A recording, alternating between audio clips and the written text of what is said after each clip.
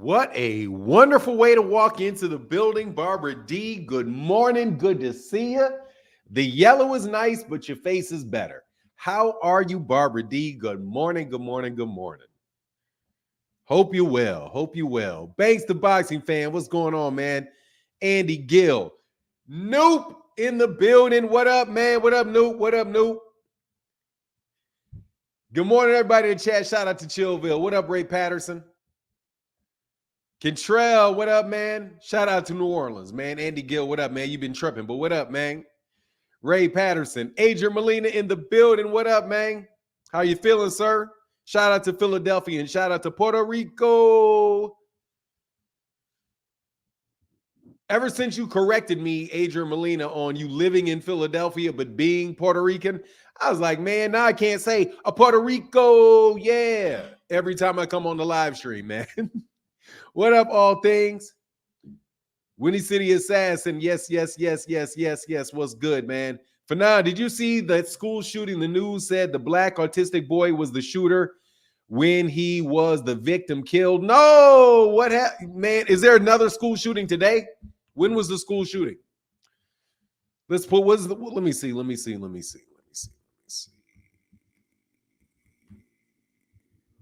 They blamed a little black kid.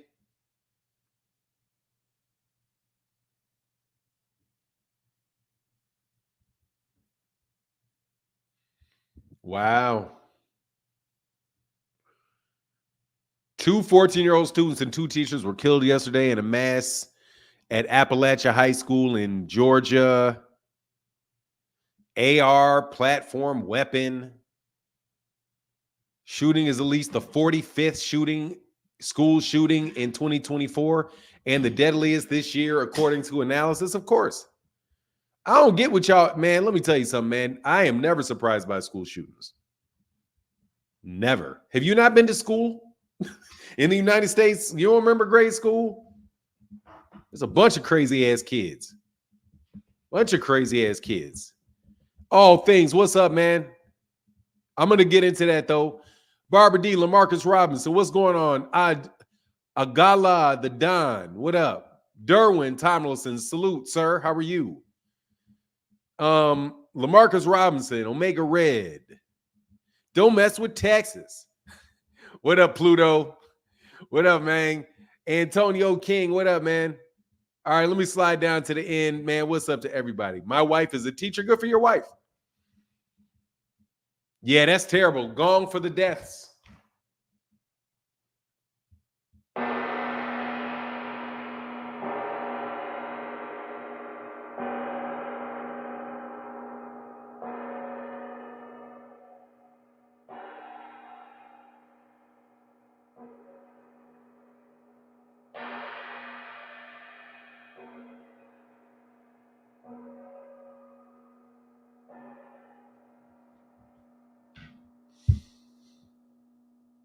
Man.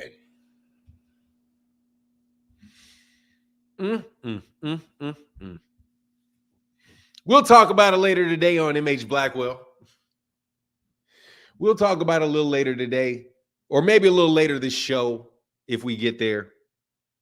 Fire, my guy, this morning is lit. Elijah Danon. Hey, what's up, man? Hey, man.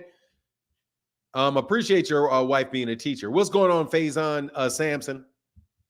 What's good with you? We're going to wait a little bit to get into this topic. Sources. Jaron is effed by Eddie Hearn, bro. Terence Crawford is supposed to retire. And y'all out here making up shit about Errol, Spence, and Virgil Ortiz. I hope y'all didn't actually say that fight was taking place and just wondering whether or not it could take place. But, man, please. You know, I get secondhand information.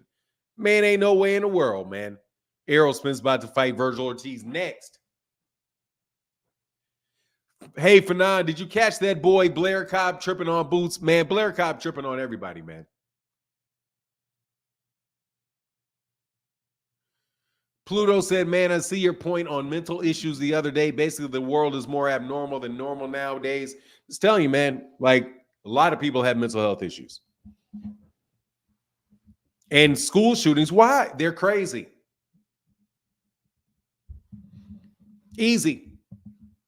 They're crazy.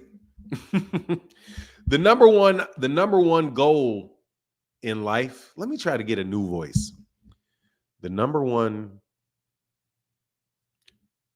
goal of any human being or life form on this planet is survival.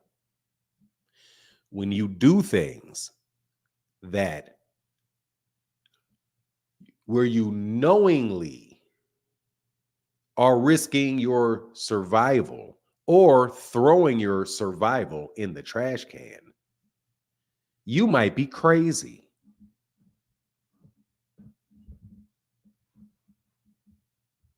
What you think? What do you think? What do you think? You know what I mean? Like, not everybody's diagnosed. More shootings now because people can't box like we did back in the day. It's not because they can't, man. It's because it ends you, bro. You up out of there. But look, we'll talk about that. We'll talk about that later, man. I want to get back on this boxing conversation. As hard as it is for me to talk about boxing right now while we're waiting for these fights,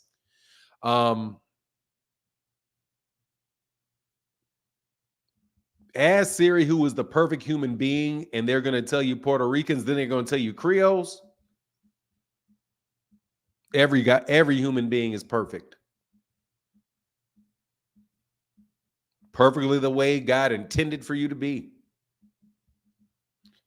Blair said Boots or Bud ain't got nothing for him. He'll straight punch Boots in the face. My understanding is that Boots is already beaten up Blair Cobb. They laugh off Blair Cobb in Philadelphia, my understanding is.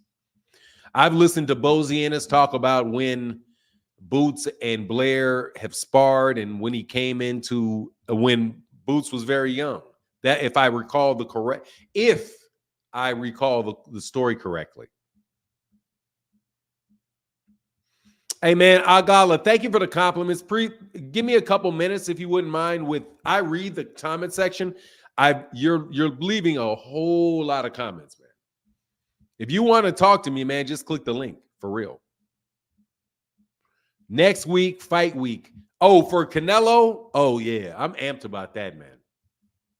I'm amped about that Canelo. I'm kind of amped about that Canelo fight.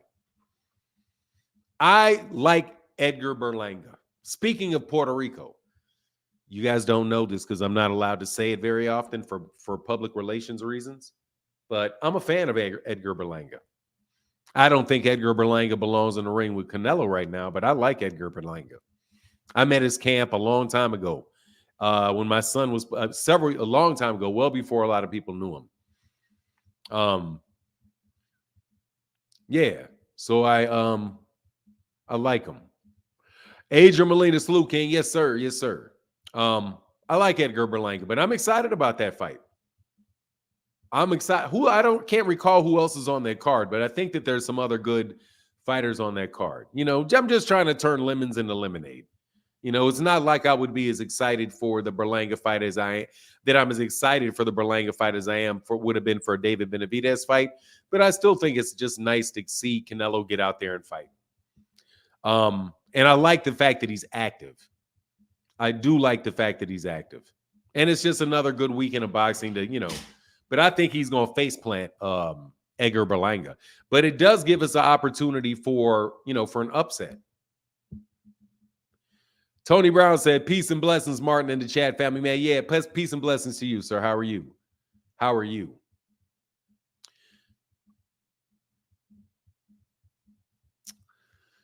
Mr. Scott said, hey, Fanon, who at 140 is a good fight for Tank? Everybody at 140 is a good fight for Tank. Everybody is, I think. I would like him. I think there's some awkward fights. Puello's a good fight. Awkward fight that will probably never happen. Liam Paro is going to be a good fight. I mean, Gervonta Davis makes fight good. I've never seen a bad Gervonta Davis fight. If you just judge based off, what you think about the fight that takes place, I don't think I've seen a bad Gervonta Davis fight.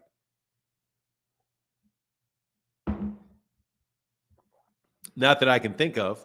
So I think probably all of the Gervonta Davis fights are going to be good. Which is, doesn't necessarily fall with the complaints about Gervonta and what people want I want to see the matchup and how the fight have. Hold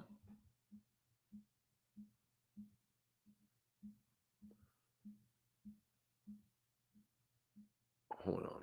I'm getting a lot of questions at the same time, bro. That's why it's easier to click the link. Please stop asking. Look, if you guys really have a question, please click the link.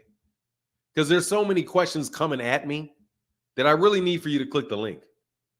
I want to answer your questions, but if you don't click the link, more than likely I'm going to skip past your comment.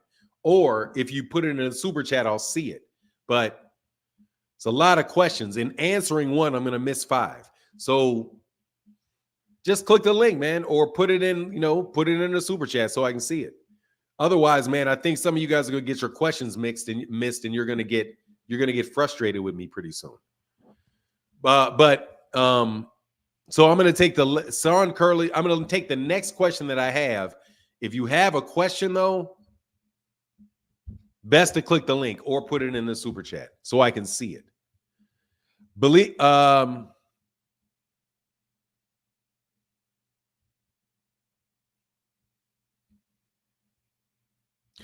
Oh, Devin don't have a fight right now, and he never listens to a fight. He's always calling Tank's name. Let's get that fight. Oh, I like that fight. I think that, April 20th was a very unfortunate day and that Devin Haney lost. But I'm looking forward to the comeback, man. Agaladon Bishop.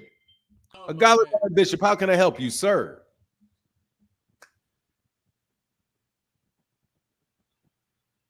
Well, I'm good, man.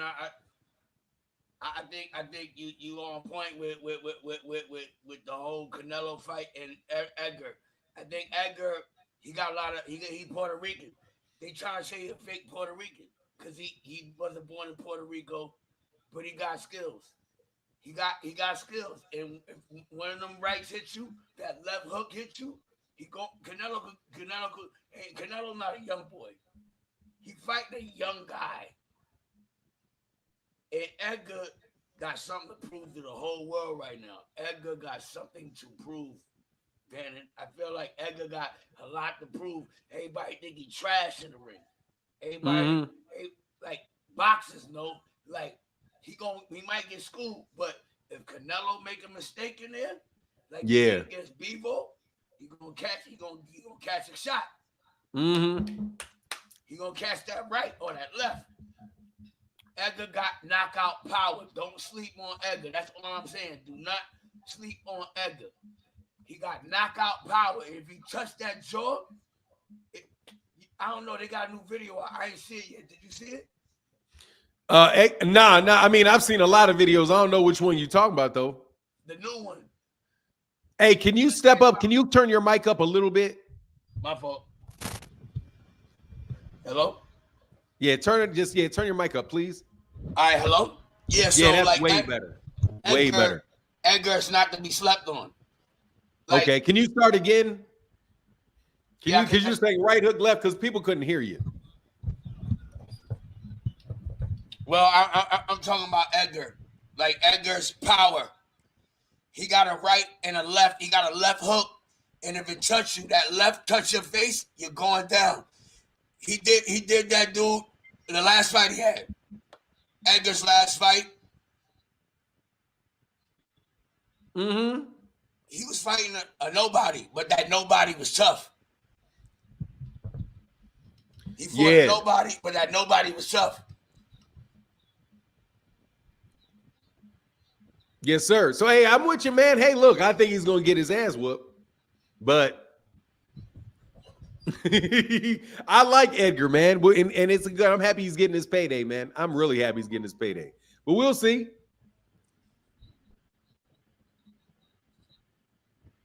All right, man. Well, thank you, man. Appreciate you. Can't wait for Errol to get back in the ring. Yeah, I'm looking forward to that. Yeah, I'm looking forward to Edgar Berlanga, man, in that fight. I'm just trying to be positive about it, man. Because I don't think we're ever going to get Canelo in a fight, in one of the real fights that we want to see. I'll be surprised.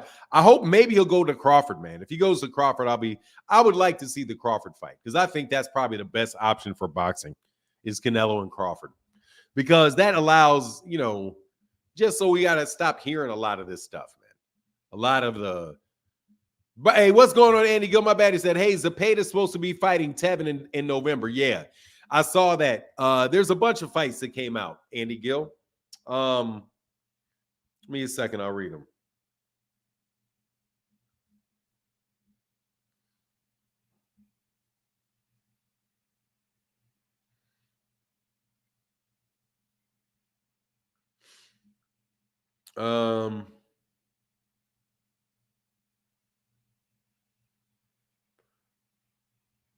Okay, I got Dan Rayfield. Okay, what are the fights that are out there? You got... I can't believe... Okay. I guess Rafael Espinoza and Robeisy Ramirez. That's what I was looking for. I was looking for Robeisy Ramirez and Rafael Espinoza have been ordered to fight. That's the thing I'm looking forward to. Robeisy Ramirez. What up, Kamal? Hold on a second. What's going on, Kamal? What up, Fanon? Can you hear me? Yeah, I hear you perfectly well, man. What's on your mind? Hey, I will not be buying Canelo Alvaroid versus Berlanga. I will not support a Canelo fight unless he is fighting someone who has earned it and is a challenge. These cherry-picking fights where he's buying his opponent's cars afterwards, saying how respectful they are, these setup fights that he's allowed to get away with, I will not be supporting. And I've always supported Erislandy Lara and Danny Garcia, two of my favorite fighters out there. They're on the undercard, but I will not be supporting these mismatches that PBC is allowing Canelo to get away with. Because this is not, it's ridiculous that David Morrell Jr. was in that spot for the WBA. Berlanga was supposed to fight Morrell Jr. Eddie Hearn maneuvered around that. And now we got, as soon as Morrell moves up to 175, the WBA names Berlanga. Canelo's mandatory, but didn't do the same for Morrell Jr., who's a far more compelling fight, far more deserving fight, and who didn't even get the opportunity to fight Berlanga.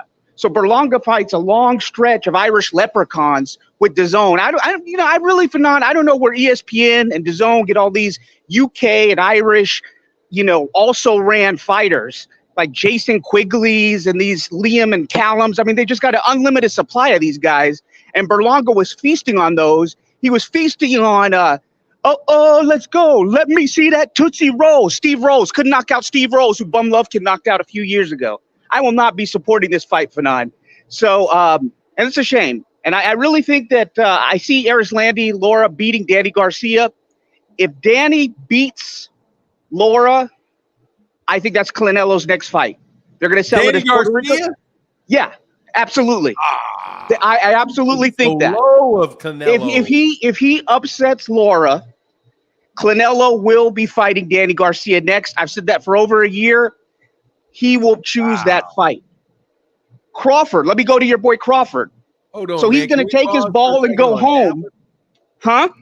Go ahead, man. Don't worry about it. Go ahead, man. No, go ahead. It's not a dialogue. This is a dialogue, not a one-way conversation. Go ahead. Okay, yeah. Man, I hate that I agree with you on that. I hate it's terrible that the fact that you even say that is so possible. It's the way Canelo operates, man. He looks for weak links. It fits within the MO. He is what did I tell you when I first knew you, Fanon? I said he's a scavenger, he's a vulture. DAZN let him get away with fighting Bosnian warlords that no one ever heard of, bunch of Callums that were ball boys at the British Open, guys who were caddies at the US Open, obscure opponents.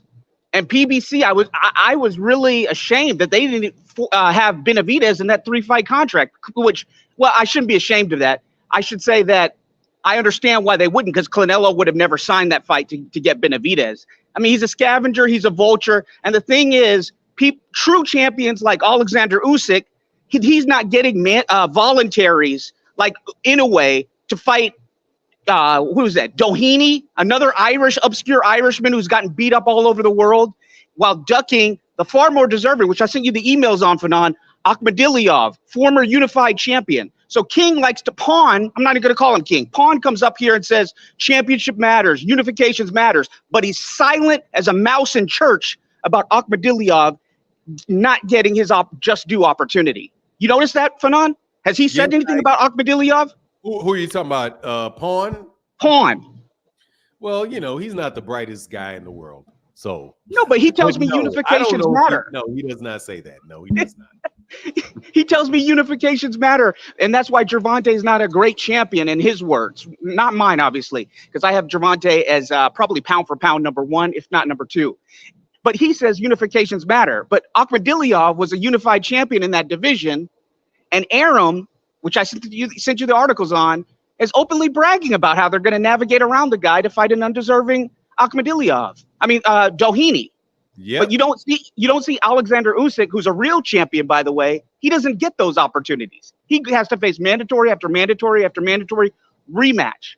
So I will not be supporting that. And before I go, Fanon, I do want to get your thoughts. I don't think you made a video on this. You made a video on Eddie Hearns losing the purse bid. Why didn't you make a bid about Bob Arum losing that Janibek purse bid by less than 1K? It's in so there. Your boy Janibek's going to have to go down under and fight crocodiles. With that, I'm out. Thanks, Fanon. All right, man. Yeah, it's in there. I put it in the same video. My thought on it is that, man, that by $1,000, somebody leaked that information out. Somebody told them people what Bob Arum was going to bid is what happened there. You $1,000, somebody gave that information out. How you going to be and one? Somebody got by. I think somebody found out how much Bob Arum was bidding and screwed him.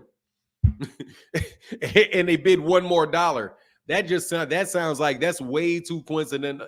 I see you, Phoenix Assassin. That's just too much to be in a coincidence, in my opinion. But yeah, man. No, people don't really talk about criticize Monster Inoue for anything. I haven't heard anybody criticize Monster. The people that support Monster Inoue don't criticize him for anything. If he's stacking his raps, it's okay. It's Monster. He's in Japan. Those rules are okay for them. Same thing when they see other people stacking. It's wild, man, how much we learn about this boxing game. But that's what I think, man. Yeah, you know what it is.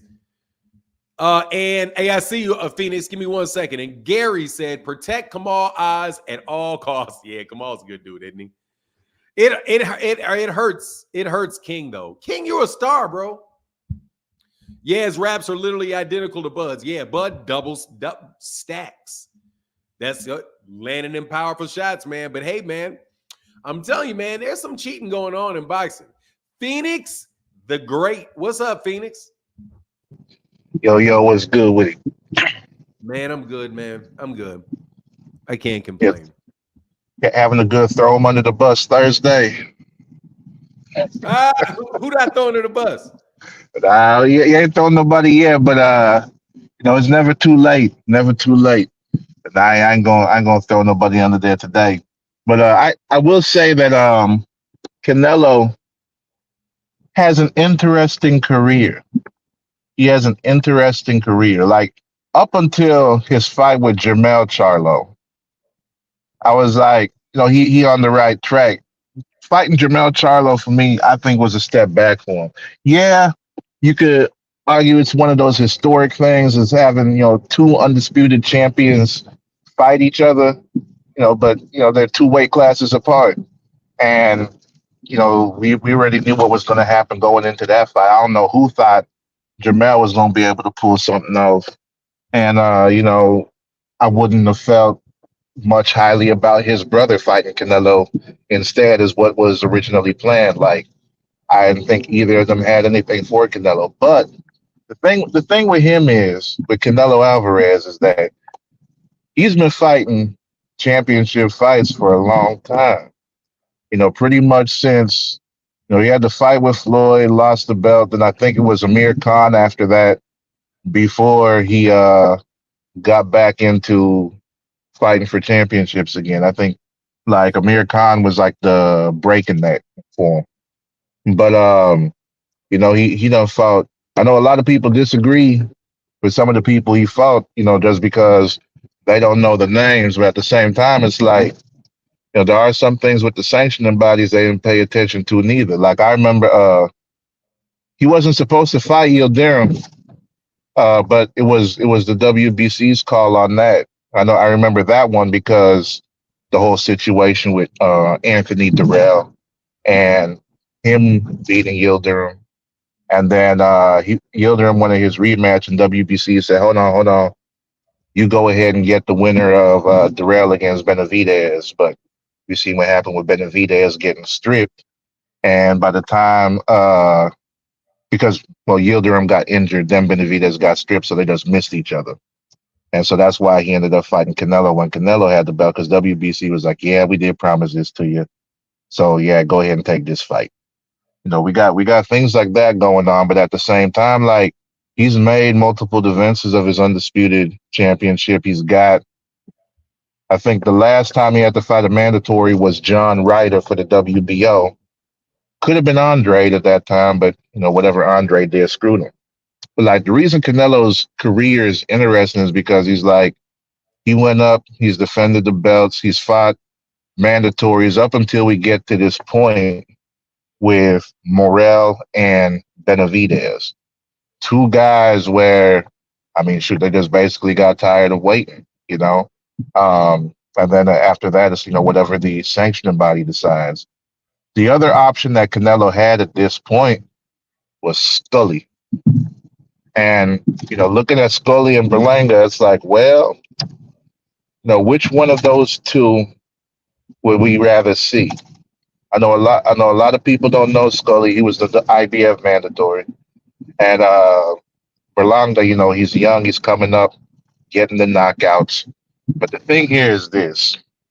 Whenever we got a fighter like Canelo or even Floyd or Gervonta, like guys who are up there at the top of their weight class, a lot of people look at them as the top guy.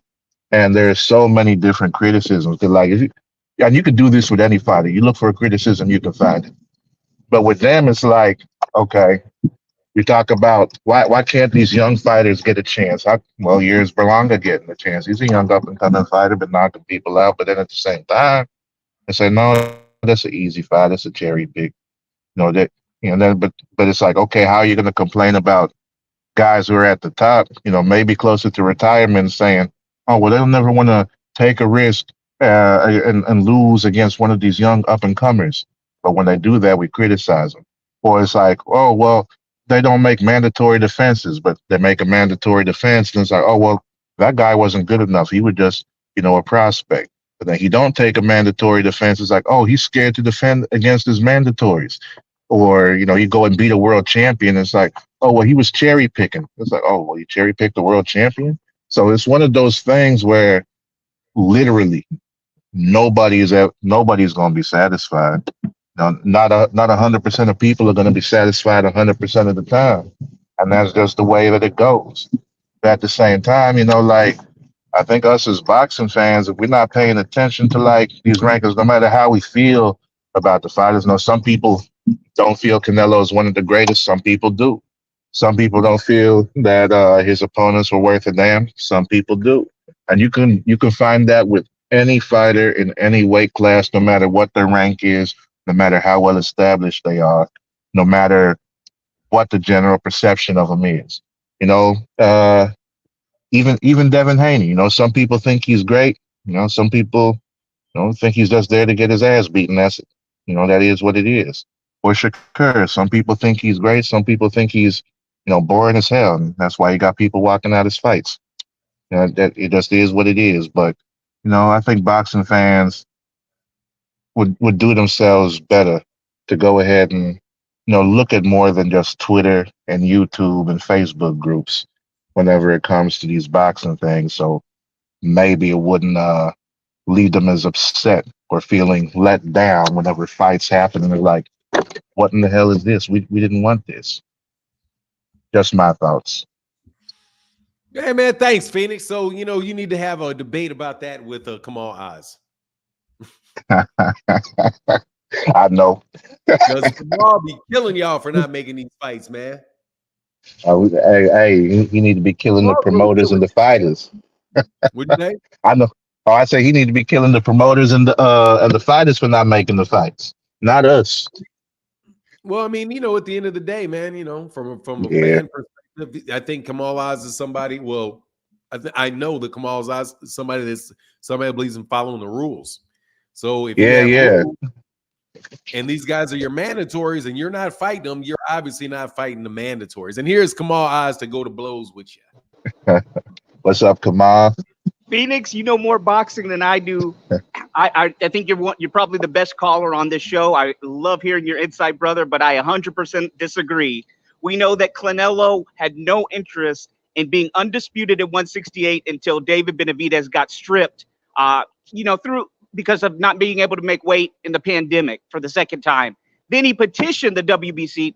Let's be honest here, Phoenix, you're doing some spinning here, and I don't ever say that, but this time we're going to be honest, because Mauricio Suleiman apologized about them granting Team Canelo's request to make Avni Yildirim, Turkish warlord, his mandatory. He apologized after that fight that I think went 2 or 3 rounds. He said that was a request from Canelo and Eddie Cartel Reynoso to make that fight and make him mandatory. We chose him because Canelo requested him over more deserving options like Benavidez, like even the dog Darrell. So I mean, we're not gonna do this here where Canelo clearly had no interest. No, I in remember that 168. one. I remember that one. You're not gonna No. You're not gonna put that under the carpet, my brother. You're not gonna do that because No, I'm Team not Canelo doing that. chose Yildirim. I'm going with what they said at the time, because you remember Yildirim fought Anthony Darrell and lost because I forget which one of them got cut from the headbutt. But by the time the fight was stopped, like round 8 or 9 or something, Darrell was up on the cards and he ended up winning the belt. Yildirim wanted the rematch, but the WBC wanted to make Benavidez and Darrell first and told Yildirim take the back seat and he gets the winner. So Yildirim was supposed to originally fight David Benavidez, but ended up getting injured. And I forget who Benavidez fought after beating Darrell. That should have been Yildirim. It was a stand-in. So by the time Yildirim was healed up, that was when Benavidez got stripped, and then Canelo ended up fighting him. I don't remember if it was for the vacant belt or if it was a defense, but that's why he and Canelo ended up fighting, because by the time he was healed up, the WBC was like, yeah, we did tell you could get the shot, so here. That it is what it is. Yeah, Yildirim was kept away from Benavidez strategically, and see that's the problem I have with a lot of these Canelo fights. I'll be back in 5 minutes. All right, y'all got? Okay. Are you guys gonna go? Yeah, we'll talk. Yeah. Phoenix and we got a lot to talk about. yeah, it's all good. Man, it's all good. Hey, because you support this promotion, man. Support. Hey, but before y'all go for a second, 2-Cent Boxing say Canelo didn't have the belts. I would no problem with what he's doing. If he didn't have the belts, I'd have no problem with what he's doing. Exactly. Did Eddie Hearn put boots in a trick bag? Super Chat Thursday. Yeah, man. Please, y'all. Hey, we need your support on Super Chat Thursdays. And I got to agree with 2 Cents. 2 Cents is 100% right. I've been saying that. If you say you're the king of the division, you hold undisputed, then you take on all comers. You have responsibilities. You don't just get the rewards that come with that. You don't find a way to avoid the 2 fights that people want to see, the perceived threats of Benavidez and Morrell Jr., and then avoid Andre and fight these guys, man. And see, that's what I have with the problem I have with a lot of boxing now is the maneuvering and the fakeness that goes around with it. You have a guy like Andre's the reason why we got John Ryder, the gorilla, versus Canelo as a mandatory. And I was up here on Fernand's show, and I was criticizing Andre for that. Yeah, I've been critical of Andre for that too, because he could have taken the fight against who was it, Zach Parker, that Ryder beat to get that mandatory spot. And Andre, he did what I've been critical of him for since 2014.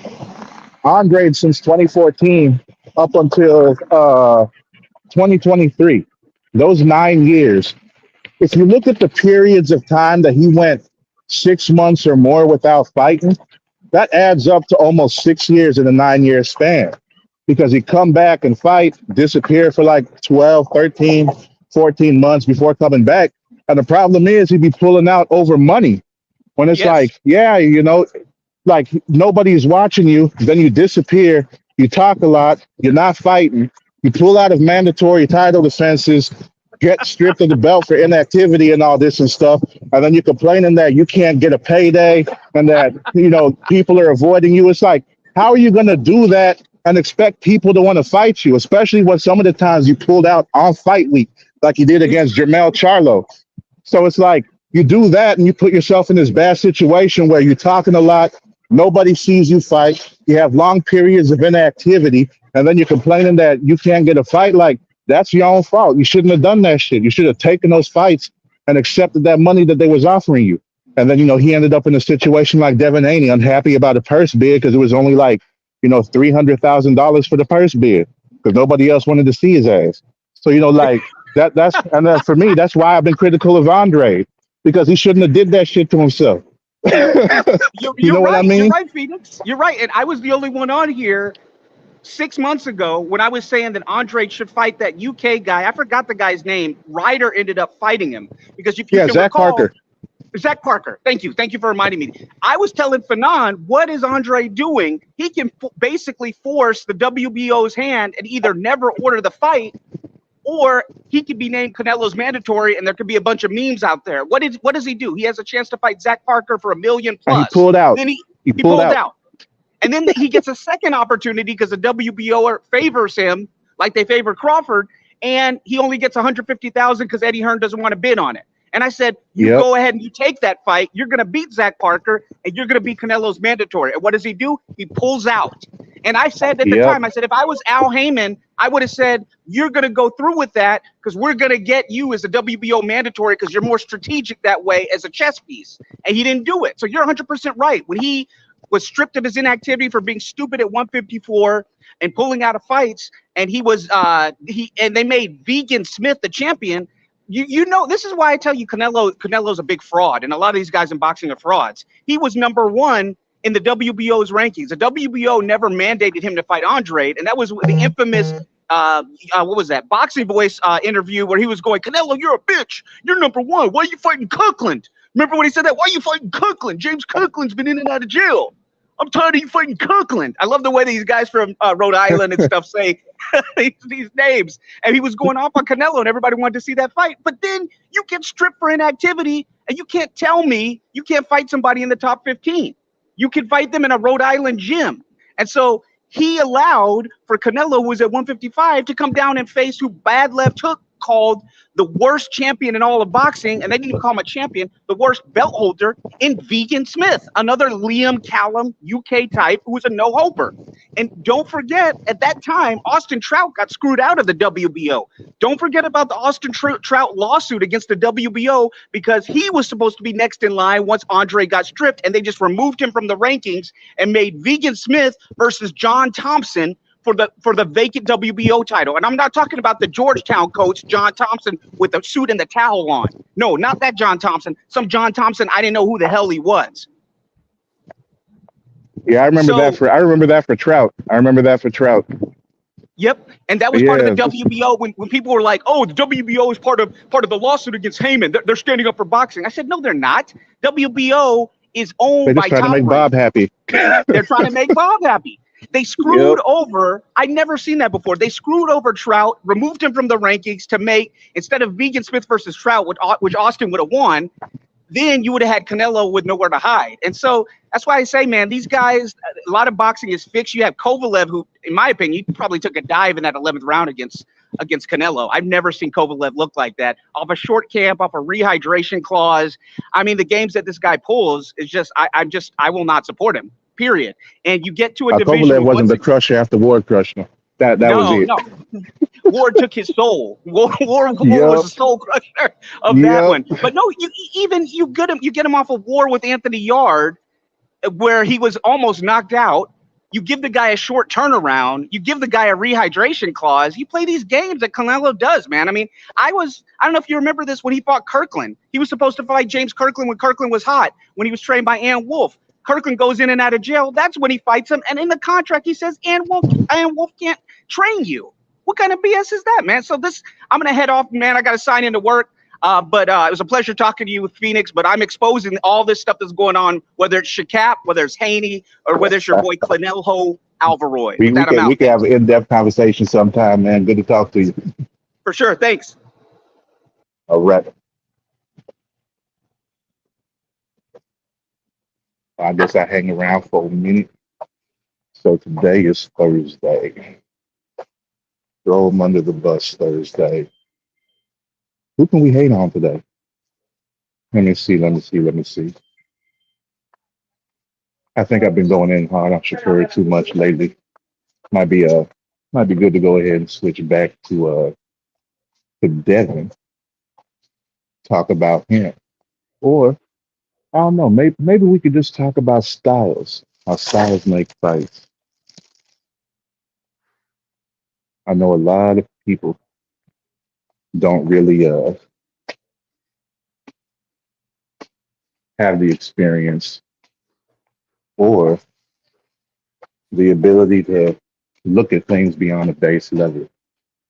Let's talk footwork, for example. This little footwork What we talking tutorial. about, man? I'm sorry, I got back a little late. Where we at, man? It's all good, man. I was gonna say, if you wasn't gonna come back, I was gonna go ahead and give a little tutorial about footwork and boxing. Nah, man, this ain't no time. We all right. So anyway, yeah, man. Come on, don't mess. But thanks, bro. I appreciate you, Phoenix. Oh yeah, for sure. All right, I'll get up with you later. All right, man. Yeah, let y'all have that little impromptu conference. Banks, the boxing fan, coming through like $100 grand. Thank you, sir, for your support in the super chat. Thank you. And Andre Noble says, two good brothers cooking a little support. Thank you, Andre Noble. I appreciate y'all, man.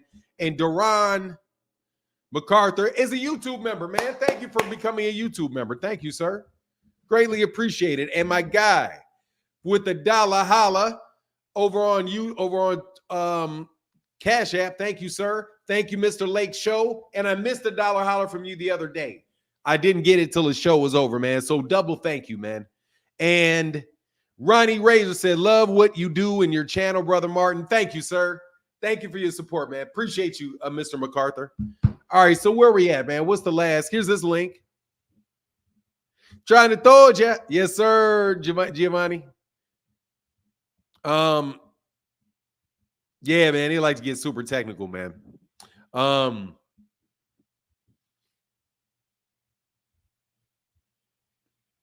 you go. Let me copy this. Put this here. But anyway, so back off to the original topic of it, man. So what do you guys think? What do you guys want to see happen in the 154-pound division? I know I'm a little hyper focused on 154, but 154 and 147, in my opinion, is, man, it's like really the hottest. It's like so deep. Boxing so deep from 147 and 154. And when I say that Jaron Ennis is trapped, let me get back to that point from 2 Cent. Yeah, 2 Cent. I do think that they're setting them up, man. It really just that's what makes sense to me. I hate to make accusations of people, but I can't believe that you lost. I can't believe you lost that purse bid, man. Them losing that purse bid, and I never really believed the thing with Brian Norman, the fight with Brian Norman, from the perspective of Eddie Hearn. I believe that Jaron Ennis will fight these guys for sure, but I just didn't really believe that Eddie Hearn wanted to do that. Whoever it was that introduced the idea that Eddie Hearn might be wanting Conor Benn to move, to go to fight at 140, to fight at 147, and to have that belt available to him. That makes a lot of sense that he would move Jaron Ennis out of there and give Conor Benn and get Conor Benn an opportunity for that belt, which I just think is like, it's a shame because 147, aside from the money that people make, right?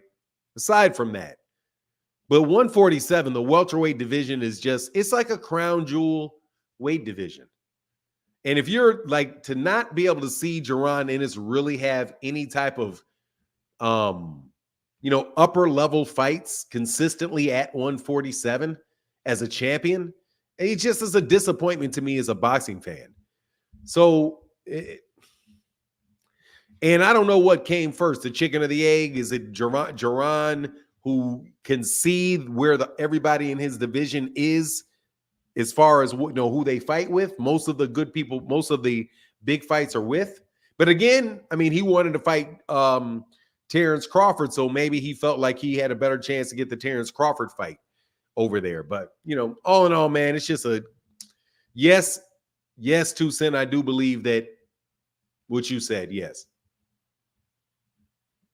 Fanon, but Eddie got to know that Boots ain't losing to no Conor Benn. Nah, that's what I mean, Frequent Flyer, is that they're going to move Jaron Ennis out of 147, move him to 154, and then allow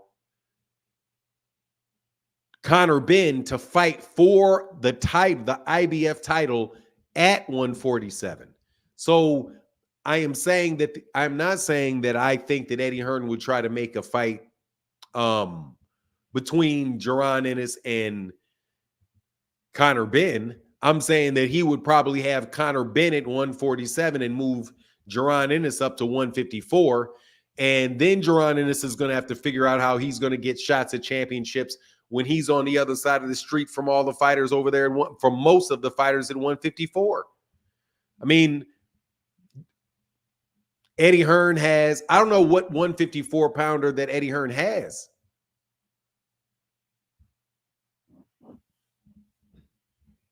The guys at 154, like, he doesn't have Tim Tszyu, he doesn't have Fedor, he doesn't have Spence, he doesn't have Lubin, he doesn't have he does have, obviously he has Madrimov. He does have Madrimov. That's an awkward ass fight to be moving up to 154 for Madrimov in your first fight with Madrimov. Especially seeing how competitive Madrimov was with Terence Crawford. Who knows, man? Who knows? Ramos is PBC too. Barbara D, can Boots sue Eddie Hearn for breach of contract? I doubt it.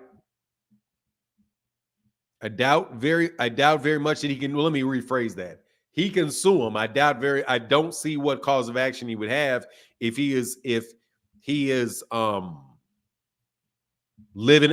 by the terms of their agreement. I doubt very much in the agreement that he had that he said he has the ability to make fights with some of these guys. But, we'll see.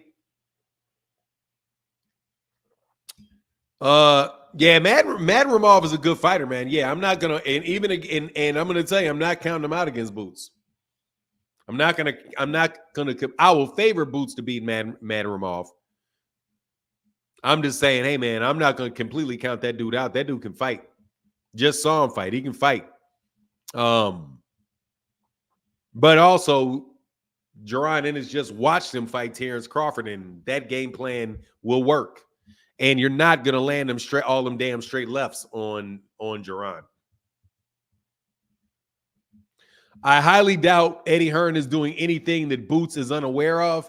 No, it's not the fact. I'm not thinking he's doing anything that Boots is not aware of. I'm saying that it's just, if you know what you want and you give and you know what's possible, and those fights ain't possible. Those fights are not strategically. They're more than likely not happening. Dre, he doesn't have a pot to piss in or a window to throw it out of. Who is that you talking about? Oh, my God, man. You ain't got a pot to piss in or a window to throw it out of. Man, God dog. Boots stops Madrimov, in my honest opinion. I think it'll go to I think it'll go to a decision. I think it'll go to a decision. That's the interesting thing, man. I'm still trying to get my bearings on what Jaron Ennis is. Like, Jaron Ennis is an aggressive fighter. Like, he really will come at you. And he can stand there and slip punches very, very well. But, hey, if he moves up, look, man, I'm not going to complain. The number one option is I want to see Jaron in the ring. I have a very hard time believing that he's going to fight Karen Kugadashian. How you did not get out of a mandatory rematch, a mandatory with Karen Kugadashian, makes me feel that, hey, man, it's just all these things came together, dog, to push where it looks like he's going to go up. Because is Jaron going to want to go to Germany to fight? And if he fights Kugadashian again, he's going to do it in Germany. He got to do it in Germany.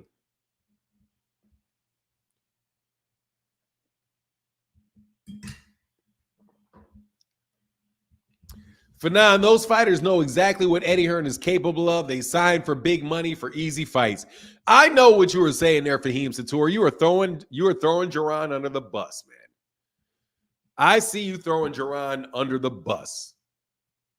Man, I gotta tell you, I'm not happy about that, man. Don't throw that man under the bus like that, man. You out there implying Jaron's a coward, man, is what you're doing. I hear you. I know what's going on. I never thought Fahim Satour be such a hater. Brian Norman Sr. doesn't think Boots has been battle tested. I think he's been battle tested. I disagree with that. Said, oh, well, it is what it is. I mean, yeah, it kind of is. I ain't gonna lie. It is what it is, man, because that is what it is. Got to call it a buck, man. Got to keep it a buck for him. It is what it is. King of Kings said, hey, Fanon, Al Heyman is putting Dana White through the ringer. I've never seen him so stressed. Ooh, that money is on his ass, bro. Ooh, that money's on his ass.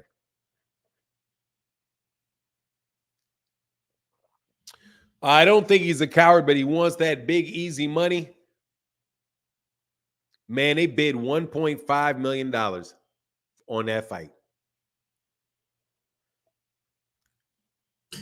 What kind of big money is that? If he went for the big money, shouldn't he be able to win a purse bid? And I am disappointed in Kamal Oz not knowing that I definitely did talk about Bob Arum and the fact that he lost that purse bid to, who did he lose that purse bid to?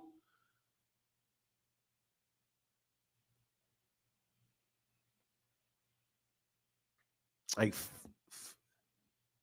I don't know, some like Fight Zone Promotions or something like that. With Tio and Campbell, Canelo, do you think he's taking a big fight? I don't understand why. What do I think? Who is taking a big fight? Canelo taking a big fight or Tio taking a big fight? Oh, everybody lies about legacy, man. Fahim Satour, I think everybody's lying about legacy. Not just him. I think everybody uses that as a bullshit buzzword to say, hey, I just want to go whoop somebody's ass and everybody be happy watching me fight. Your legacy is what you leave behind. You don't. What's up, Rocco? Yeah, that's it. I don't think Eddie wanted to waste one of his fights, one of his 3 or 4 fight deal with Boots on Karen. Now that ain't no lie. That's logical. That's as logical as they come. I ain't gonna disagree with that. Boxing lost its integrity. Old timer, you're assuming boxing ever had any integrity.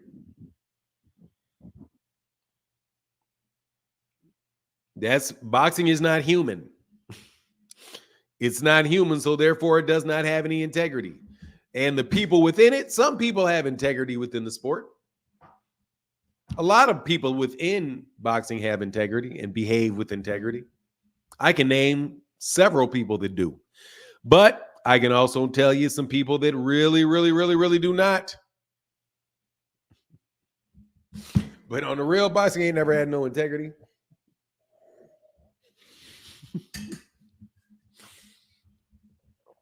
That's what we love about it. It's so brutal. Pastor Price, how can I help you, sir? What's up, man? I love what you're doing, man. I love what you're doing, sir. Amen. I was watching a few interviews with Brian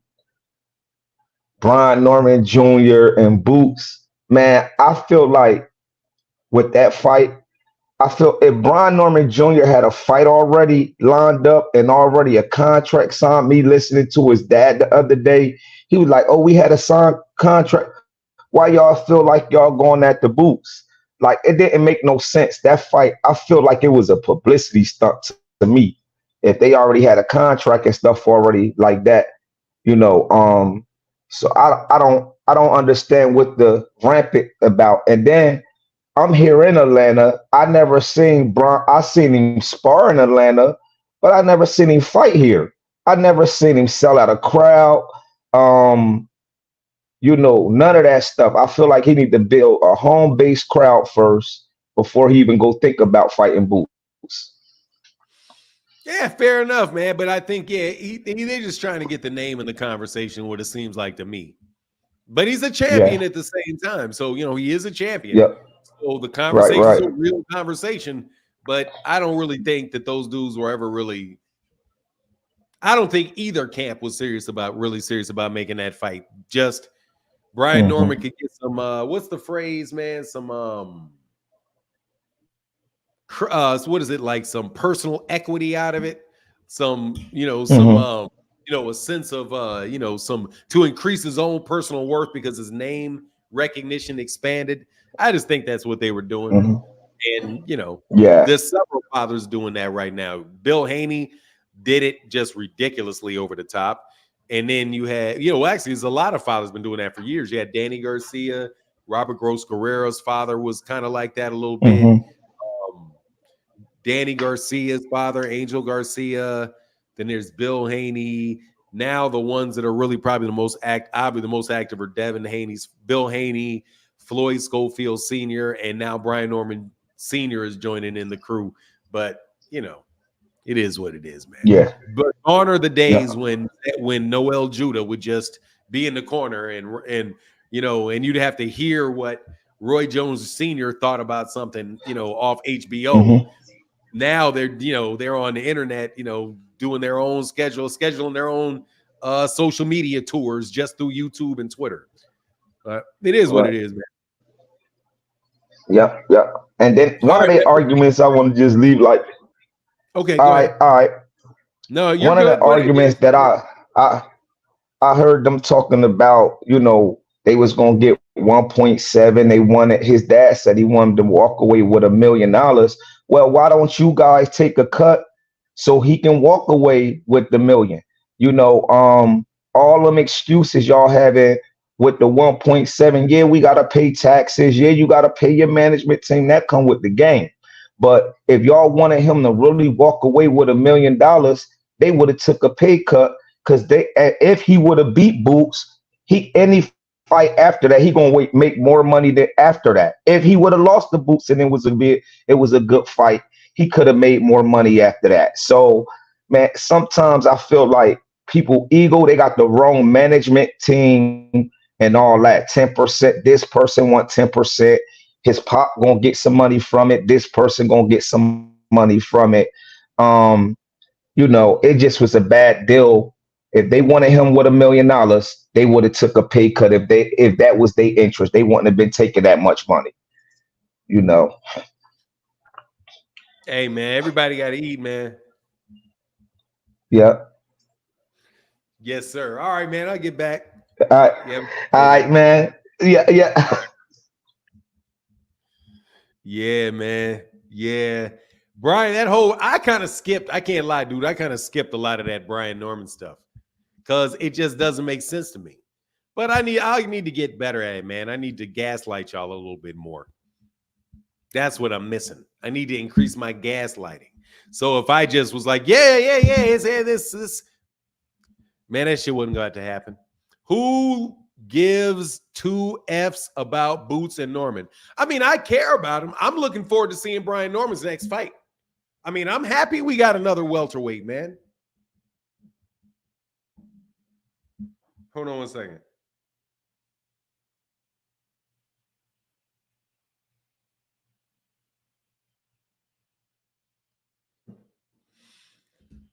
Hey, let's talk about them other sanctioning boxing them YouTubers making. What? Let's talk about them other sanctions in boxing them YouTubers making. I don't know what you're talking about.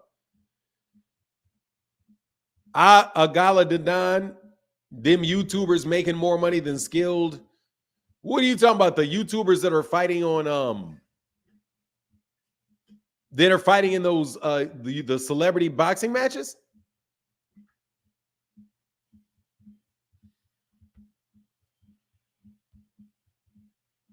I'm not sure what you mean. What up, Phenomenal Noob? He said, I got a good discussion for you on him. Hey, Us, what's up? What is it? Let me know, man. We'll roll with it. I started MH Blackwell around 1 o'clock in the afternoon. About 1 in the afternoon. Heard you. What is that? A Misfits Boxing. Oh, Misfits Boxing. Yeah, I mean, hey, man, those guys are celebrities, man. If you're a celebrity and you can sell tickets, you get the money. If they're selling tickets, they're getting the money. They earn their recognition through doing something else, so they're doing exhibitions. But that's honest, to tell you the truth. There's a lot of sanitation workers that make more money than skilled boxers. You know what I mean? That's not really saying a lot. There are some, you're talking about like full-time, there are truck drivers. Matter of fact, the average truck driver makes more money than the average professional boxer does. The average truck driver. Truck driver.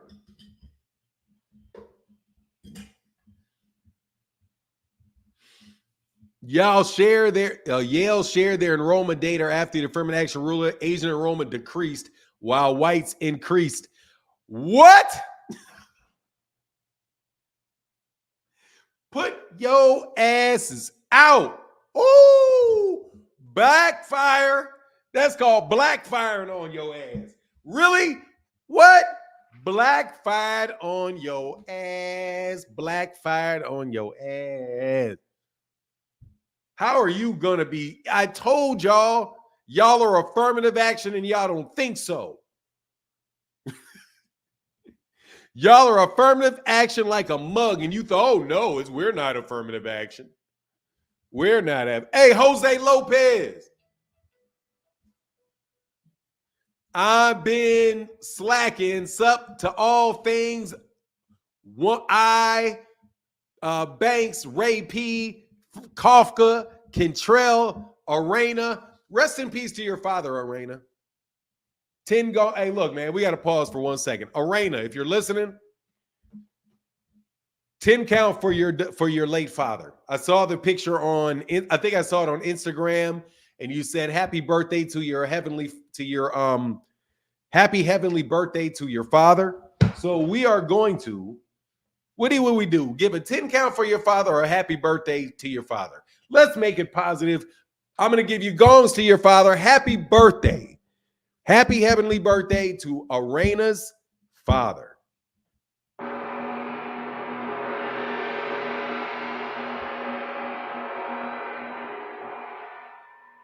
Rest in peace. And thank you for all you did. And last but not least, Blackwell. Thank you, man. I appreciate you, man. Hell yeah. Thank you, man.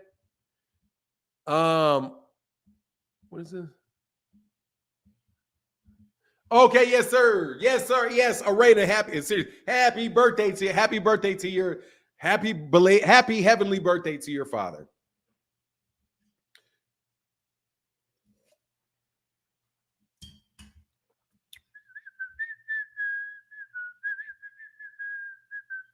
Let me get this link. Here you go.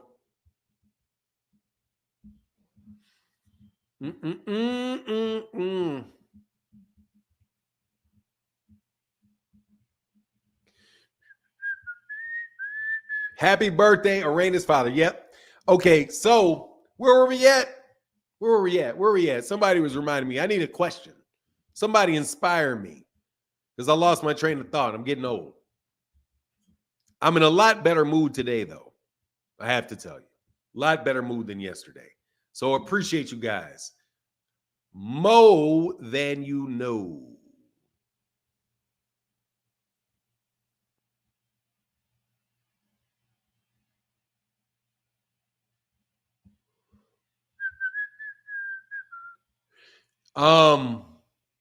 What up, G-Man?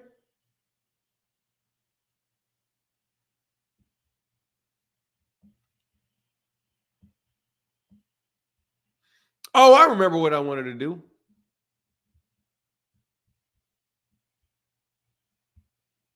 What was the...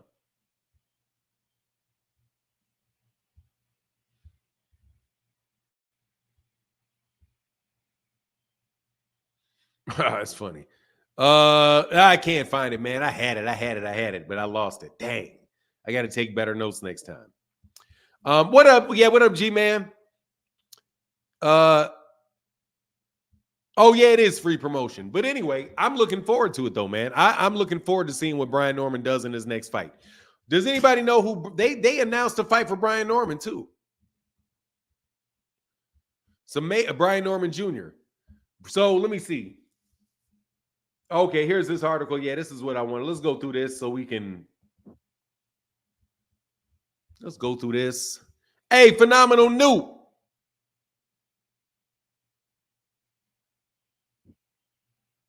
Hey, dog, I ain't gonna lie, dog. I'm laughing my ass off at that shit right there. Dog, don't tell me, man, dude, I'm laughing about that right there, dog. I'm laughing about that right there. Oh, God, dog. Hold on, I gotta go. Hold on, what is this?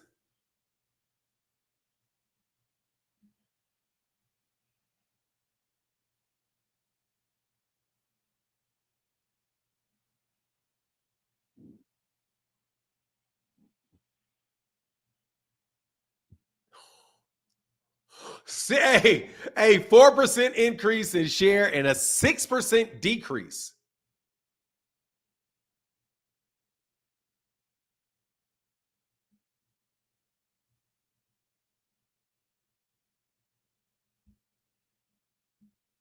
Wow.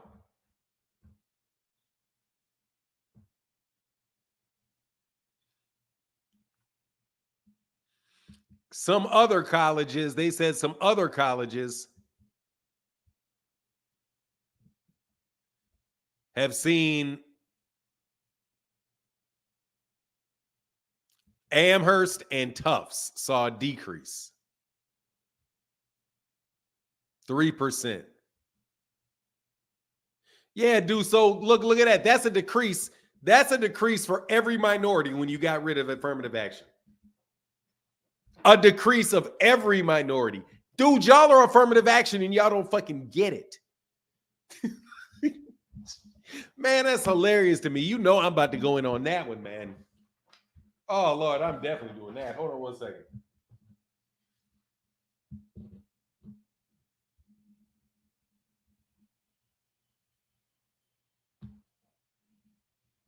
Gotcha, bro.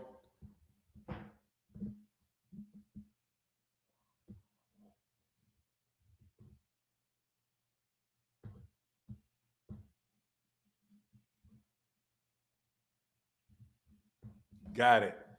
All right. I was in a horrible mood yesterday too, but a good night's rest fixed it. Oh, yeah. Man, I rested so well last night. Hey, thank you, Phenomenal Noob. Appreciate you, bro. Thank you, man. Yeah, now watch. Yeah. Look here. So here's the damn. What did I do with it? I had it. Oh, I skipped out of that. Oh, I got it. All right, I got it. I do have it.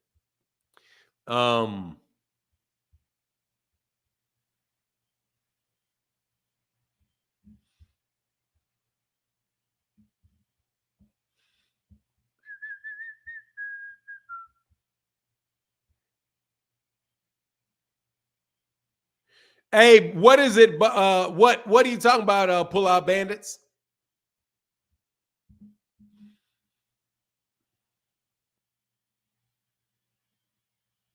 Oh, one is they were going to hold a press conference with Shakur, but he refused. He's not happy that he's on the undercard.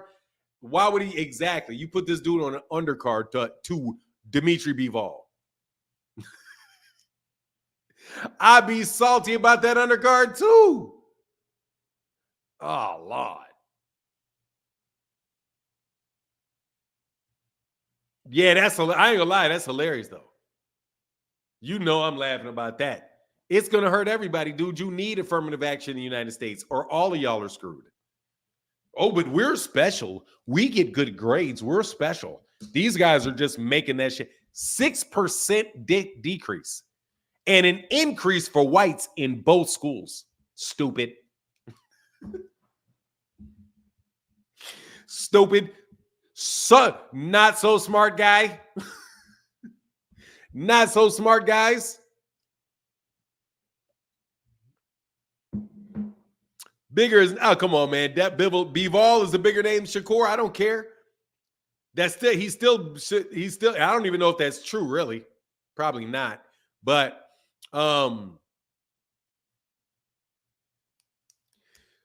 Eddie strikes again. Fans were screaming for Kerr not to sign with Eddie.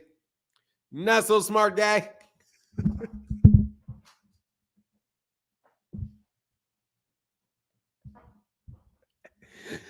That's what happens when you shake hands with the devil. Hey, man, he got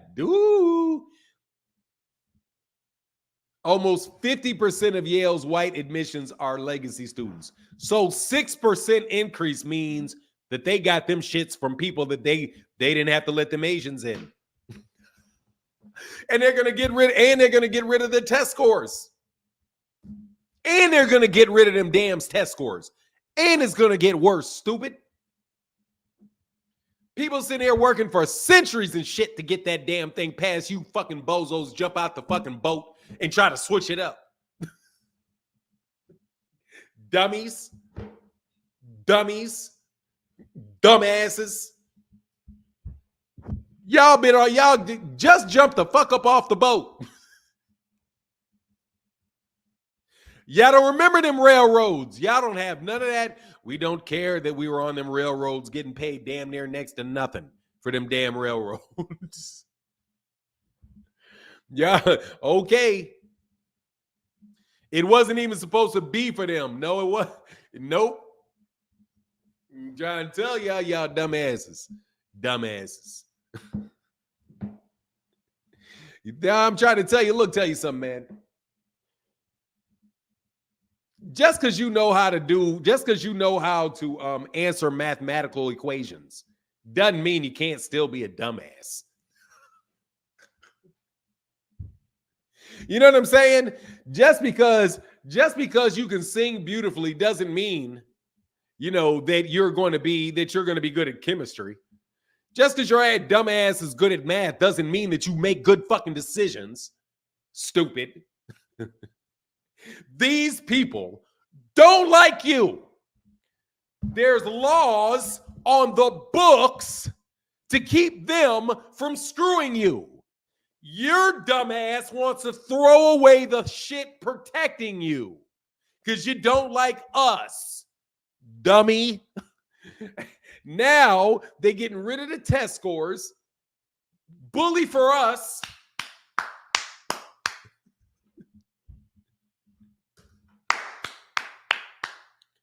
Get rid of them damn, they're not only getting rid of the test scores, they're getting rid of considering transcripts.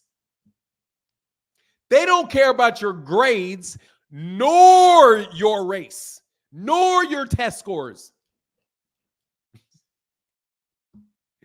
Dummy.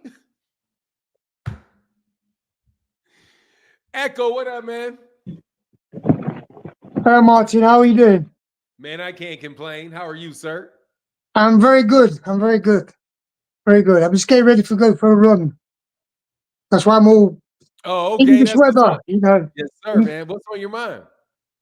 No, I'm just coming on. I just saw your Crawford going to retire. Is that true? That is what Eddie Hearn is saying, and that is what Turki Al-Sheikh said. Eddie Hearn said he doesn't think Terence Crawford's going to fight again. And even though I know he's not in his camp, and Turki Al-Sheikh said he doesn't think Terence Crawford's going to fight again unless it's Canelo Alvarez. And then Bernie the boxer had a live stream and was openly asking the question, will we ever see Terence Crawford again? So he's at least waving retirement around in people's faces. Because he was also told, according to Robert Garcia, he told Robert Garcia that if it wasn't Canelo, he wasn't going to be fighting anybody else. So yeah, that's what that is. So yeah, he's definitely considering retirement. That's why there's that question mark. So if you were him, what would you do? Or what do you think is the best move for him to do in this stage? Because I know he wants this fight. I know he wants this fight. If I was him, yeah, what would you do? Fight Canelo or retire. Okay. Same thing he's doing. If I was him, I'd do the same thing he's doing. I think that's probably the smartest thing. If he can get Canelo, that's worth the amount of money that he'll make and the amount of, like recognition that for his career, it'll do him real well if he can get that. He messing around with some Fundora.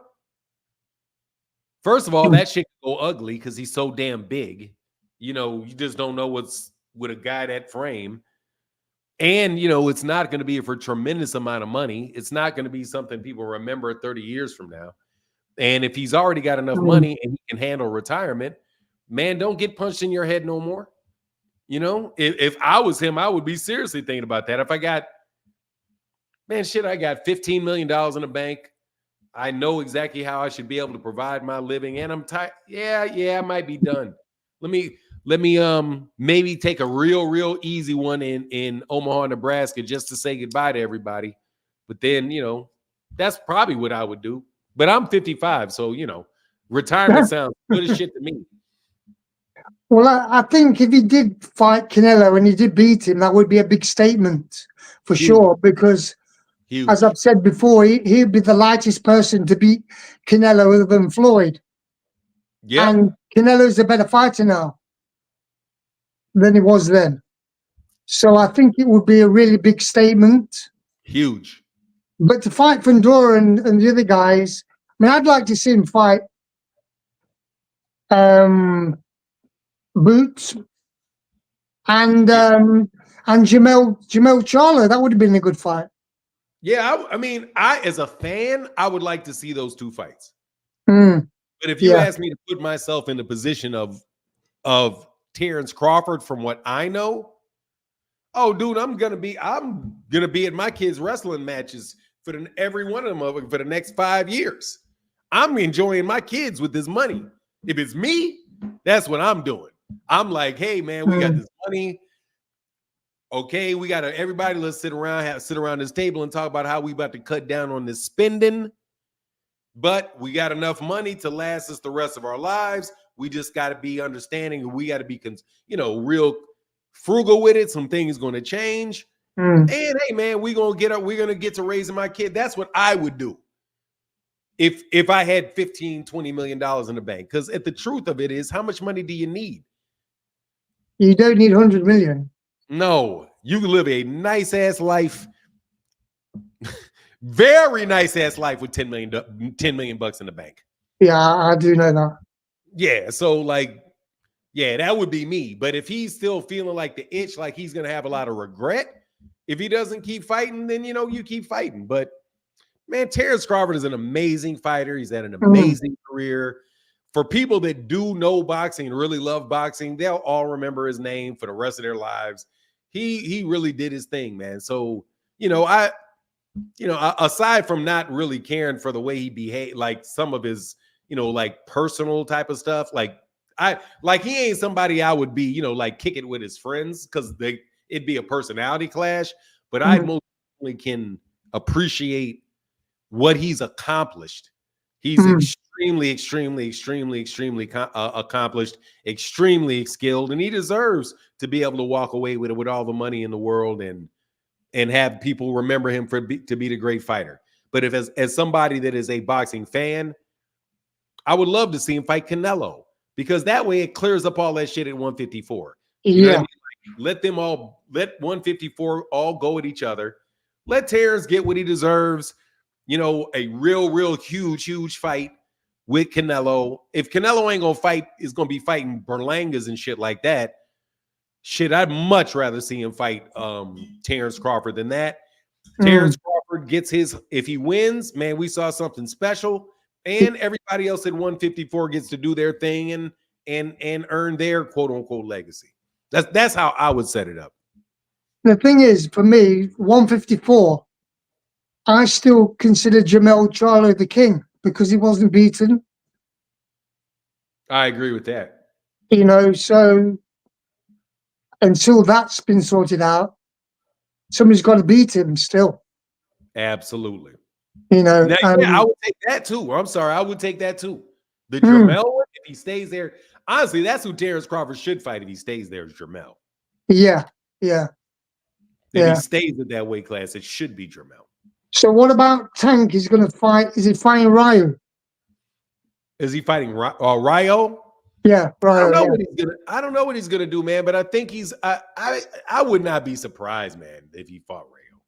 He should take more chances and fight the bigger guys, even fight Boots or even Crawford, because he said he could beat those guys. He immediately turned around and said he was joking. Well, yeah, okay. So he's not really that shit. So this is why I'm saying that not many boxers now are willing to test themselves, really test themselves, you know, and step up. I don't mean, you know, go up one weight. I'm on about somebody like Henry Armstrong. He went up from featherweight to welterweight, and you know how much he weighed, Martin, at featherweight. He weighed 124. When he fought for the welterweight title, what's feather is 26, right? Yeah, but when he fought for the welterweight title, have a guess how much he weighed? I don't know how much. Tell me. According to Nat Fleischer, one of the great historians written, he weighed 133.5 pounds. When he fighting for 147? Yeah. Wow. So he didn't even go up in weight. Oh, wow. No. He fought the guy. This is what I'm on about.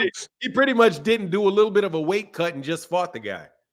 Well, when he went back down to fight Lou Ambers, he weighed actually more. He weighed 134. This is what I'm on about people stepping out of the comfort zone and really going for it. Just like I said, I mentioned the other day about, what's his name, Jack Johnson. You know, when he fought the lightweight.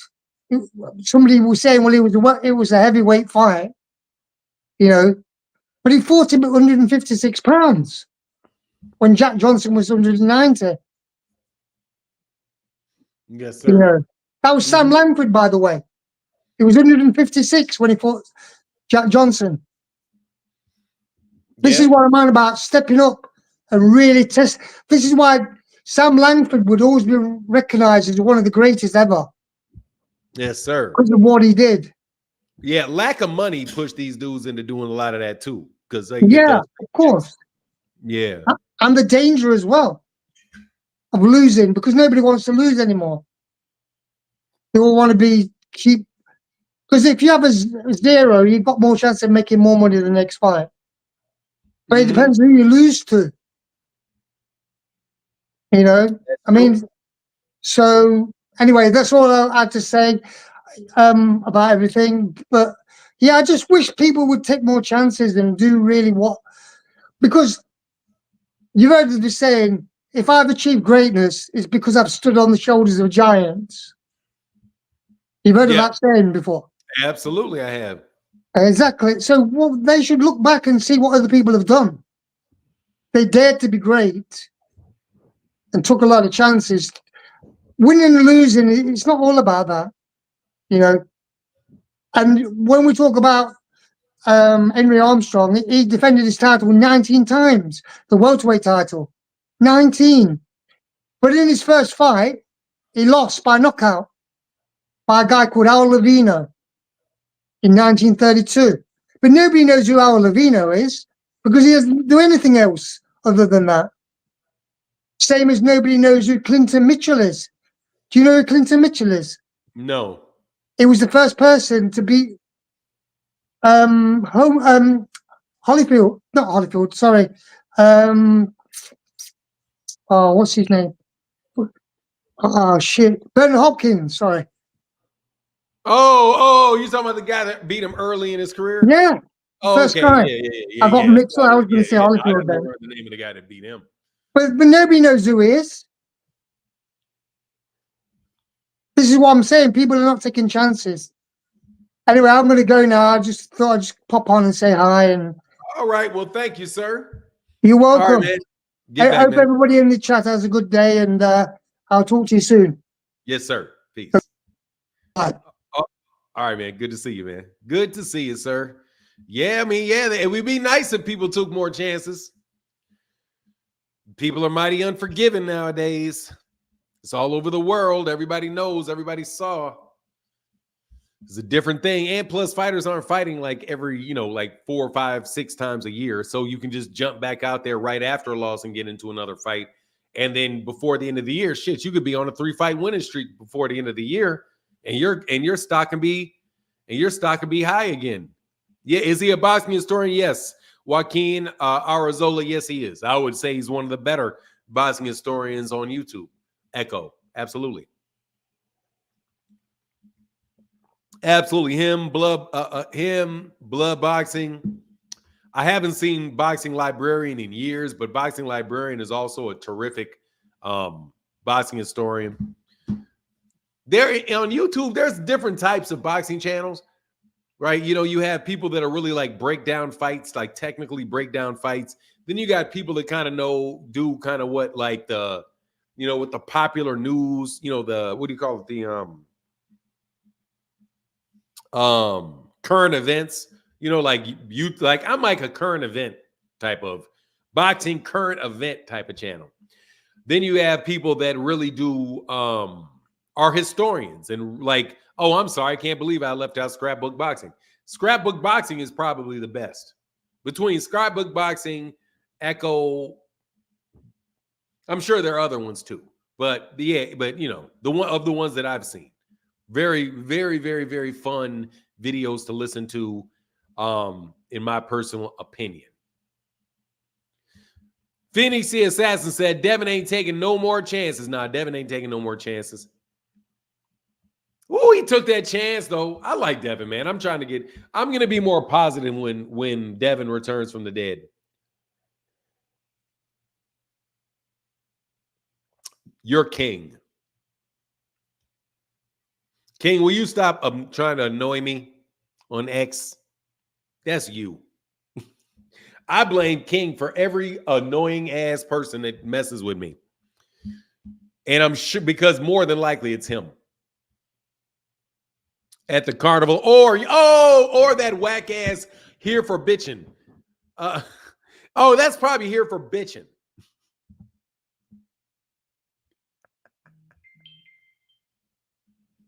You here for bitching? You're here for bitching. I know you are. You wanted him. You wanted him. You wanted them crabs in a bucket home. My ass. You wanted them. That's one of the things he says. Nah, dog. You wanted them crab in a bucket ass dudes for sure.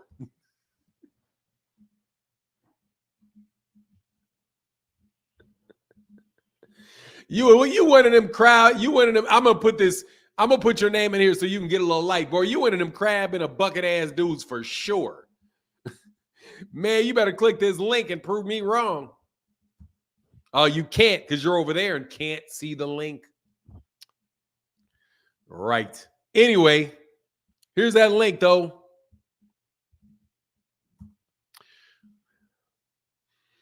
King's my business. What are you talking about? You're my biggest fan. King is my biggest fan. My biggest fan, his name is King and Here for Boxing. Without a doubt, are my biggest fans. Those dudes obsess about me. It says how good looking I am. It's because of how good looking I am. I just took this picture the other day, man. If you're going to say I look like somebody, say I look like that, if you don't mind. Anymore, hey, Fanon looks like this guy. I'm putting this shit up. Every single solitary time. When y'all start saying, Fanon look like, who you say I look like again? Every time y'all, I'm prepared now. The next time y'all tell me I look like LeVar Ball or LeVar Ball or Ron Harper, I am putting this up. This is who I look like if you ask me. That's what I see when I look in the mirror. You give me an Uncle Phil, I'm going right there, dog. I got, dog, you can make it look better, can't you?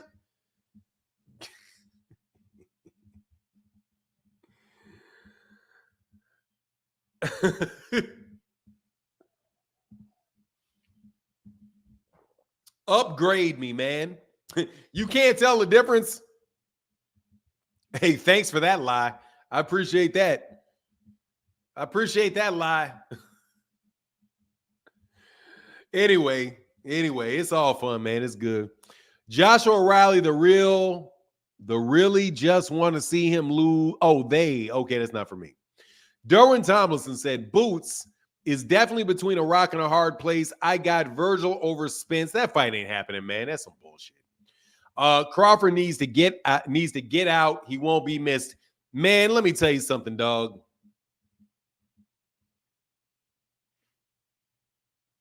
That is the hardest thing that I've heard anybody ever say about Terence Crawford.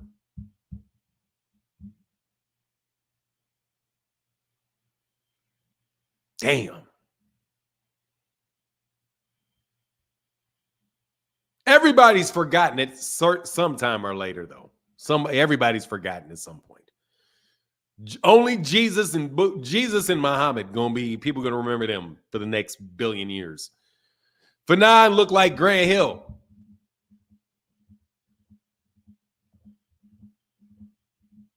That's what I look like. Old version, even though I think he's the same age as me. Older now. That's a younger picture. Anyway, ain't nobody checking for Bud right now. Why are you guys? I'm going to try to build Bud. And I wholeheartedly concur. You're not going to miss Bud when he retires? Hold on, I'm taking a poll. I got to take a poll, man. Y'all are out here telling me stories.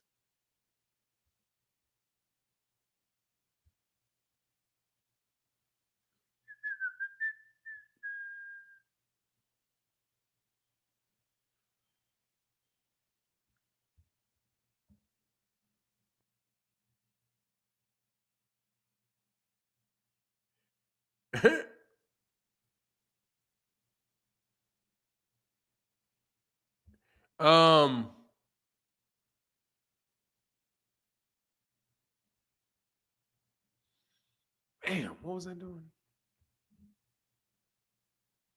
No, Zulu Lion, that's not an old picture of me.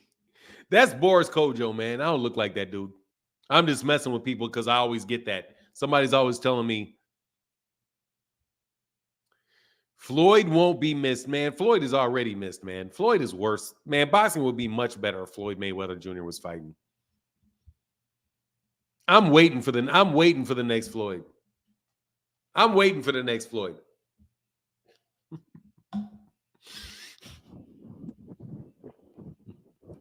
I'm waiting for the next Floyd. Bud would have been more respected if he would have stopped Madrimov. Nah, the problem is that people don't like Bud. They just want Bud to lose because Bud's a jerk. It's a big difference. They just don't like Bud, man. That's the problem with Bud. Bud moves funny, and so people just don't like him. A lot of people don't like him. A lot of fans don't like him. It seems like a lot of people in boxing actually do like him. The people that know him like him. But boxing went to shit since Floyd retired. Yeah, man. But Floyd was great for boxing. Man, I'm telling you, man, Floyd was great for boxing. Floyd was terrible for boxing for Oscar De La Hoya fans who are still holding it against the PBC. Floyd was really bad for racists. Like Matchroom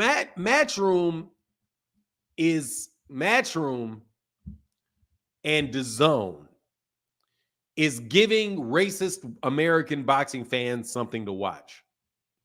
But the truth be told, there are not a lot of them, and they steal a lot.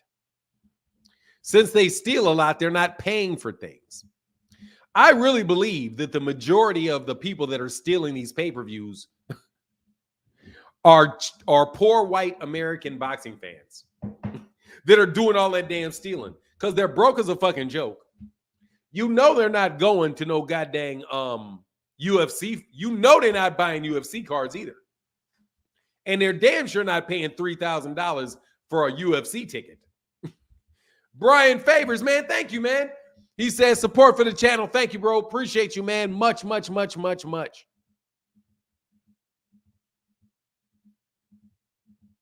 Hell yeah. You think black people invented a fire stick? Merch is dumb. Merch is dumb. Who you think invented a fire stick? Who you think, who sells the, do I gotta give you a lesson on how America works? Who sells the fire stick?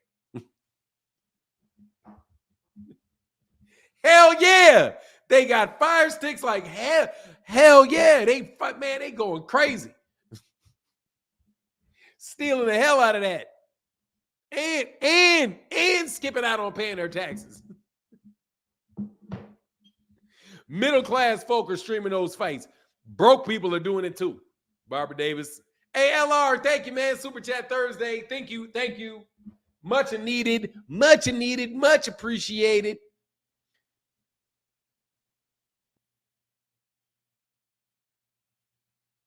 Floyd has changed since Floyd retired, much like basket changed.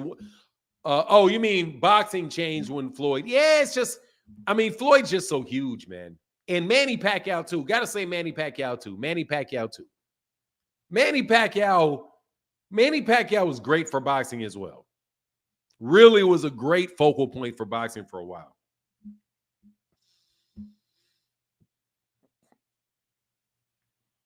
I don't watch from Fire Stick. I watch from my computer that's connected to my TV. Damn, can I get my computer? How do you connect your, I never even thought about that. How do I connect my computer? That's how. To my television. Ooh. I never thought about doing that. As crazy as that is, because that's an obvious thing to do. 2 Cents said they said Floyd's going broke. Rich people broke though. You can cast it. Oh no, yeah, I do. I cast it. I don't know why the hell I said that. Hell yeah, absolutely. I do cast it. But sometimes they say you're casting to your well, yeah. Yeah, I cast. I don't know why I even said that. I cast everything to my TV. I cast this computer right here. As a matter of fact, I cast both of them to my computer from here. Yeah, I don't know why I said that. Like, I was thinking you could actually like hook it up to your TV through a cable, through an HDMI port. Yeah, through the HDMI port. Okay. Yeah. Yeah, I cast it wirely. I know how to cast it wirely. You get the, what do you call that little thing you plug into the back of your, yeah, definitely a brain fart.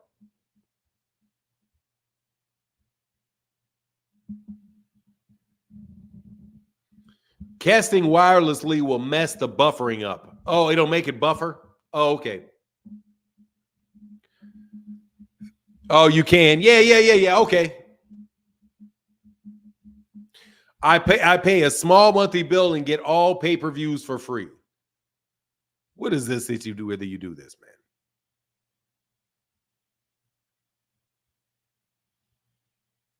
Where do you pay a small monthly fee and get all pay-per-views for free? Rolly said, Bud's a POS, but he for sure has hands. Yeah, he does.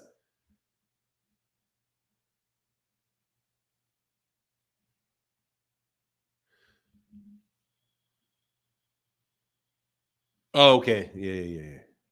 That's not me.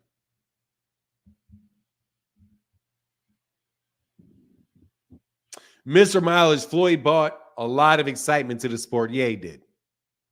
Oscar De La Hoya before him was great for the sport. Oscar De La Hoya, just in total, has been really great for the sport, man.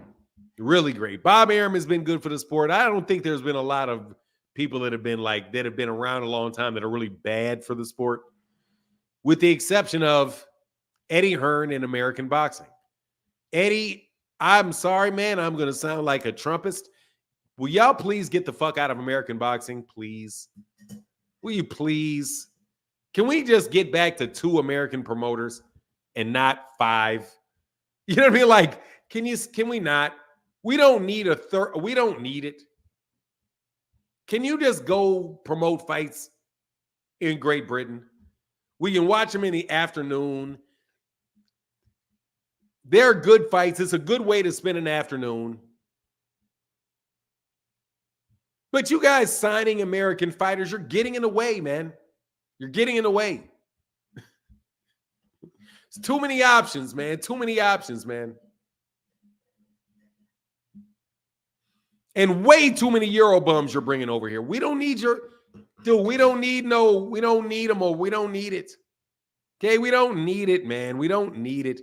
Ain't no way in the world I should be seeing Sonny Edwards. Well, yeah, even Sonny Edwards. I mean, you know, if they're champions, bring them over.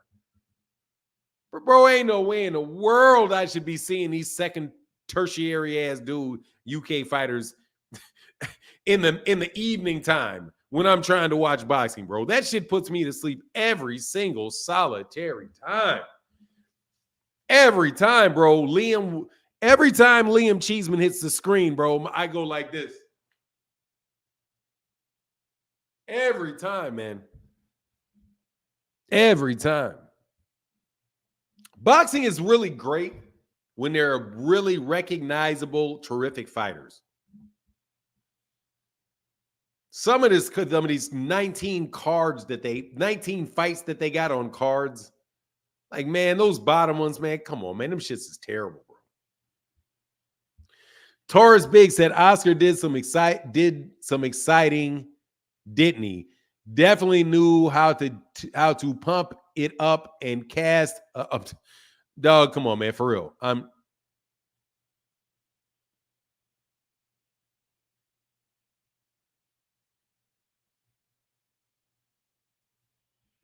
Who is Euro dude, Sky Miller? What's up, hey, Grumpy Boxing Shorts? You changed the name?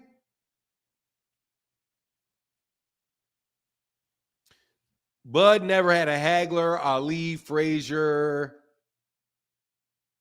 Oh, I'm sorry. Never had a haggler. Hearns, Ali Frazier, Hagler, Mugabe, Leonard Hearns, Aaron Pryor. He did. He had an Aaron Pryor, Alexis Arguello for sure. Yeah, he has. Because you got to remember, Alexis Arguello got his ass whooped by Aaron Pryor, and Bud whooped Errol's ass. You know what I mean? Yeah, you doing shorts now? That's what's up.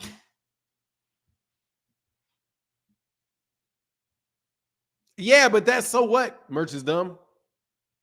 Yeah, he beat the shit out of Errol. I ain't gonna lie. Yeah, he did. Let's get that rematch, though. It'll be different in the rematch. Thank you, LR, for the support on Super Chat Thursday, man. For real. Thank you. Cats have been supporting, man. Thank you so much.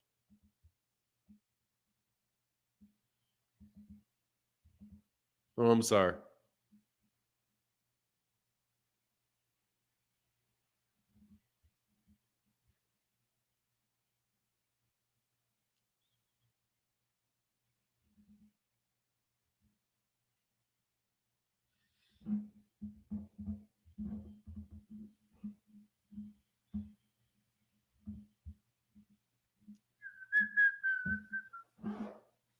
All right, I'm sorry. I lost my phone for a second. Couldn't figure it out. It seems like the UK fans like American boxing more than UK boxing. Yeah, they do. Because American boxing's better than UK boxing, Mr. Mileage. It's your title for this live on Twitter got me dying. Yeah. Yeah, dog. Yeah, dog. Because, dog, he got screwed by Eddie Hearn, dog. He got fucked over by Eddie Hearn. What's up, King? Hey, good morning, man. Good morning. Hey, I want to ask you, what's with the repugnance towards Eddie Hearn coming from you? Repugnance? Yes. What does that mean? It means like you're disgusted by him being an American side of boxing. You kind of have a little bit of hate towards him. That's what I get from your titles and from how you talk about him. Why is that? I mean, he's coming to America. He's bringing more boxers. He's expanding the boxing community. Whether he's American or not, at least he's trying to grow What our did sport. you say? How did you use the word repugnance again? That's what you're concerned about? Just Absolutely, I am. your hate towards Eddie Hearn. Why so much? That's what I want to say. No, dude, I need to know how you use the word repugnance. I've never heard anybody use that word like that before. Bro, why do you always logic? You sense repugnance? You're logic chopping again. I'm honestly trying to understand whether you use the word properly or not. Okay. I might want to use that word like that myself. Okay, sure. Well, so can you repeat that sentence again so I know if that is the proper way to use that word? I've never heard that before. Let me know if it's the proper way. I'm going to repeat it for you. I said that why do you have so much repugnance towards Eddie Hearn? Yeah, it's not repugnance, it's repugnance. Is it pug or punch? Repugnance? Is it pug or punch? Dog, that's not the part. What was the word that you used? Bro, are you confusing the word here? I'm trying to what is the word that you used?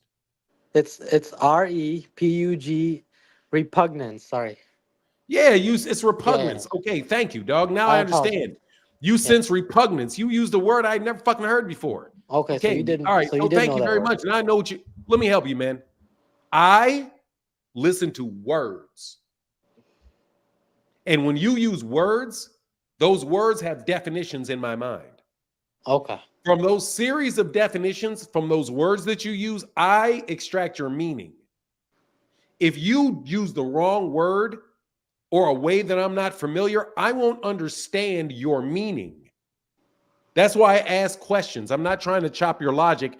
I'm truly trying to understand what you said because I don't know what repugnant is or whatever you said. I didn't know what that was. You know, English is my second language. Don't forget that. That's fine. So that's why I asked the question, bro.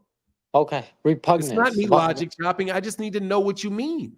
Okay. I didn't know it was a genuine concern, a genuine ask of you. I thought you were just like nitpicking, but I apologize for that. Sir, I am somebody that my entire life, I like to learn. If you present to me a new idea or something new I've not heard, I am going to verify its truth or falseness. And if you use words, I am going to try to understand what you mean by the words you use. Now we can start again because now I know that you're basically saying, why don't I like Eddie Hearn? Yes, just give me 2 seconds. I'll be right back. Sure, no worries, man. Take your time.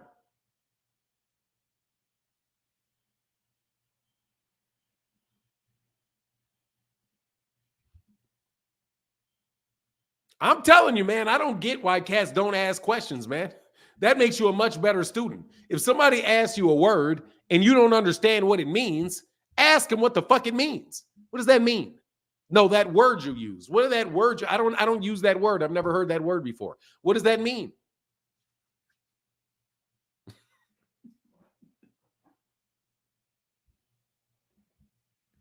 It's not a problem. It doesn't make you feel you're not a bad person if you ask a question. You're not dumb. You literally just don't know what something means. So ask. It's the ninja over here making up words trying to sound fast. Oh, man. Yeah. He's going to go look up some more 3-syllable words. I'm going to ask the meaning every time, bro. Trust you me. I'm not insecure, bro. If I don't know what a word means, I'll ask you. I don't have a problem, dog. My mother uses words all the time that I do not know. I have to stop my mother. Mama, what does that word mean? I don't know what that word means. Oh, it means this. My mother has an expansive vocabulary. So I have to make sure that I know what she's talking about, and it's often. So you better believe me. I don't have a problem asking somebody what they said, what they mean. Like y'all cap. I was like, what does cap mean? Oh, cap means a lie. No, it doesn't. Cap means any old bullshit. Cap just means bullshit. That's all that means. Oh, he cap. No, you mean bullshit is what you mean. That's the most accurate definition for the word cap. Anyway, here's this link. He's not coming back. He said, you're logic chopping me. No, I'm not, bro. I'm asking for an honest, I'm just trying to ask you what you mean by that word. Defensive. Cap used to mean high side. Yeah. But they just use it like bullshit. Because bullshit, yeah, that's bullshit. Nigga, that's cap. Nigga, that's bullshit. It's the same thing. It used to mean lion. It doesn't mean lion anymore. That's cap. Hey, man, that girl's prettier than that other girl. That's cap. Oh, man, sausage is better than bacon. That's cap. That doesn't mean lion. It means bullshit is what that means. That's the most accurate definition of cap is bullshit.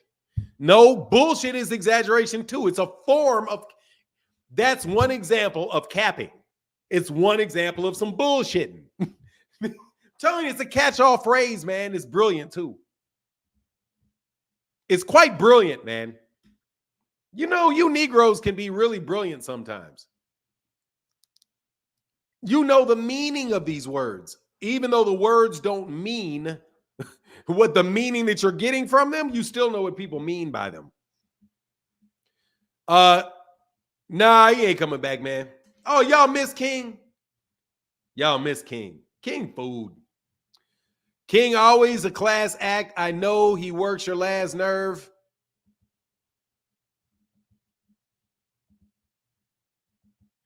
No, he does not work my last nerve, bro. Talk about it. I got nerves for days. I got nerves for days, homeboy. Nerves for days.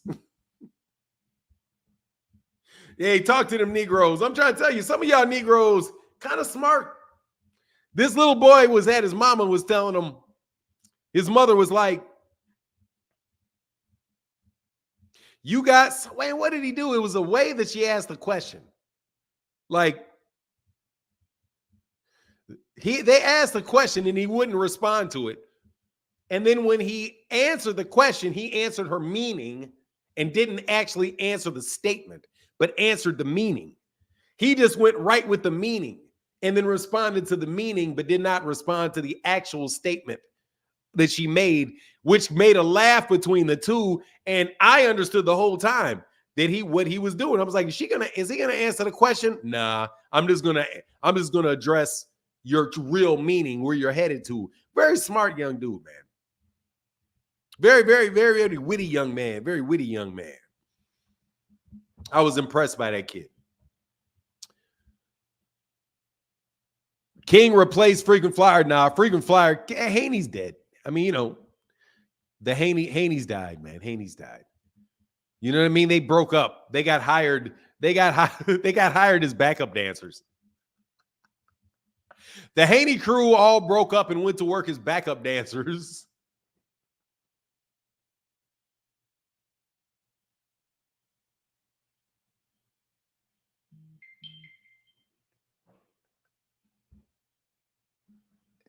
Them niggas working as backup dancers.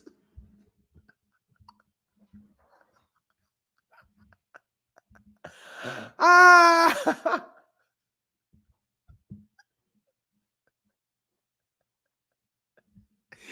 ain't lying, bro. Every time I see that dude, man, I be like, man, that nigga a backup dancer.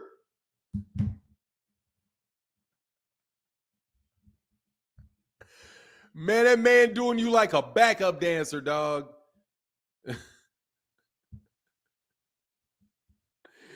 Man, I swear to God, man. I swear this dude better never talk to me ever again. I'm going to talk about his ass so damn bad, bro. Because I like him, man. I like him.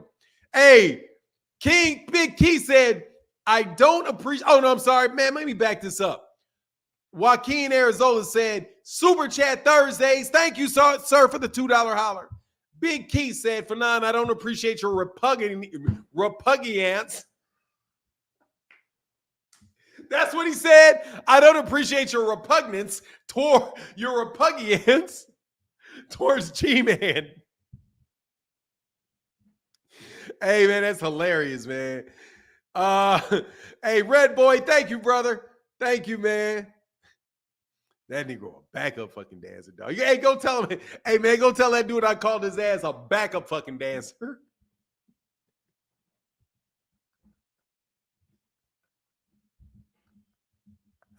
Hey, man, I swear there's nobody I make fun of more than that dude, bro. And I know y'all listening. Bro, you think you cool being a backup dancer, dog? Man, if you don't stand on your own 2 fucking feet, man, get your ass up and stand up. Hold on a second. Man, I swear to God, man, that shit be pissing me off, man. Why y'all want to be backup dancers? What's up, King? Yo, so I sorry I had to go for a second, but what I was saying is, if you'd let me finish my point, I think that you were asking me a question. You weren't making a point. A question with a point. So I was going to ask you why there's so much repugnance towards Eddie Hearn with the titles that you have, at the way you talk about him in the lives, when he's coming to America and he's bringing boxing exposure to the country from the UK side of it, right? Whether it's UK bums or whatever you might think they are, he's bringing boxing to the country. He's putting on events, right? Which is good for the sport, which is ultimately what we want. So I wanted to ask you why so much repugnance?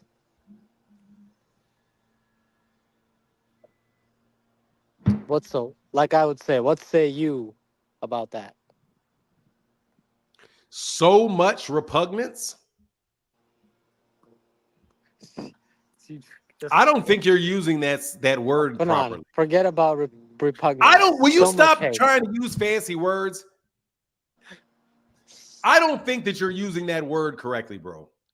Repugnance in the system, this is how I use it. She tried to hide the repugnance she felt. He discussed his moral repugnance. I could write poetry that expects my repugnance. Hide the repugnance, his moral repugnance, my repugnance, his repugnance. It's almost like they're treating repugnance almost like a noun. Well, can we go past that and just say hate? Can you address the seeming repugnance that you feel towards Eddie Hearn? I don't know, man. I just don't think you're using that sentence correctly, but I get your point. I would stop using that word. I don't think you really, really got it down, but that's okay. Now, what was your question again? Why do you have so much hate towards Eddie Hearn when he's I don't have any toward. Why do you think that I hate Eddie Hearn? See, I didn't want to use the word hate. It's just like, well, repugnance is not hate either. A synonym for repugnance would be why does Eddie Hearn's presence offend you? See, repugnance is not hate. Repugnance means you're put off. It's not hate. It's not the same thing. It's like you're offended by it. The closest word is offended, not hate. Offended. Why are you offended? Why does Eddie Hearn's presence disturb you? Yeah, those are a lot. That's a lot more close. That's a good word. And what I would also say is that why are you extremely critical of Eddie Hearn as well? And also that's fair. offended. See, I like that. See, that's very specific. So yeah, go ahead and answer that, if you don't mind. I don't do any of that shit. I actually think Eddie Hearn is very, very good for boxing in general.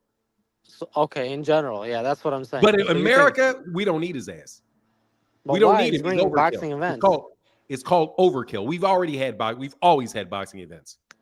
PBC's not putting up that many fights, Fanon. Sir, I've literally been a boxing fan in the United States since I was about 4 years old. And that was a long, long time ago. We've had boxing matches this entire time.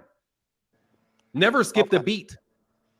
It's never, for real. I know it may be hard to conceive of, but American fighters have been fighting in America for a long time. It's over. Another promoter is an overkill. However, let me tell you why.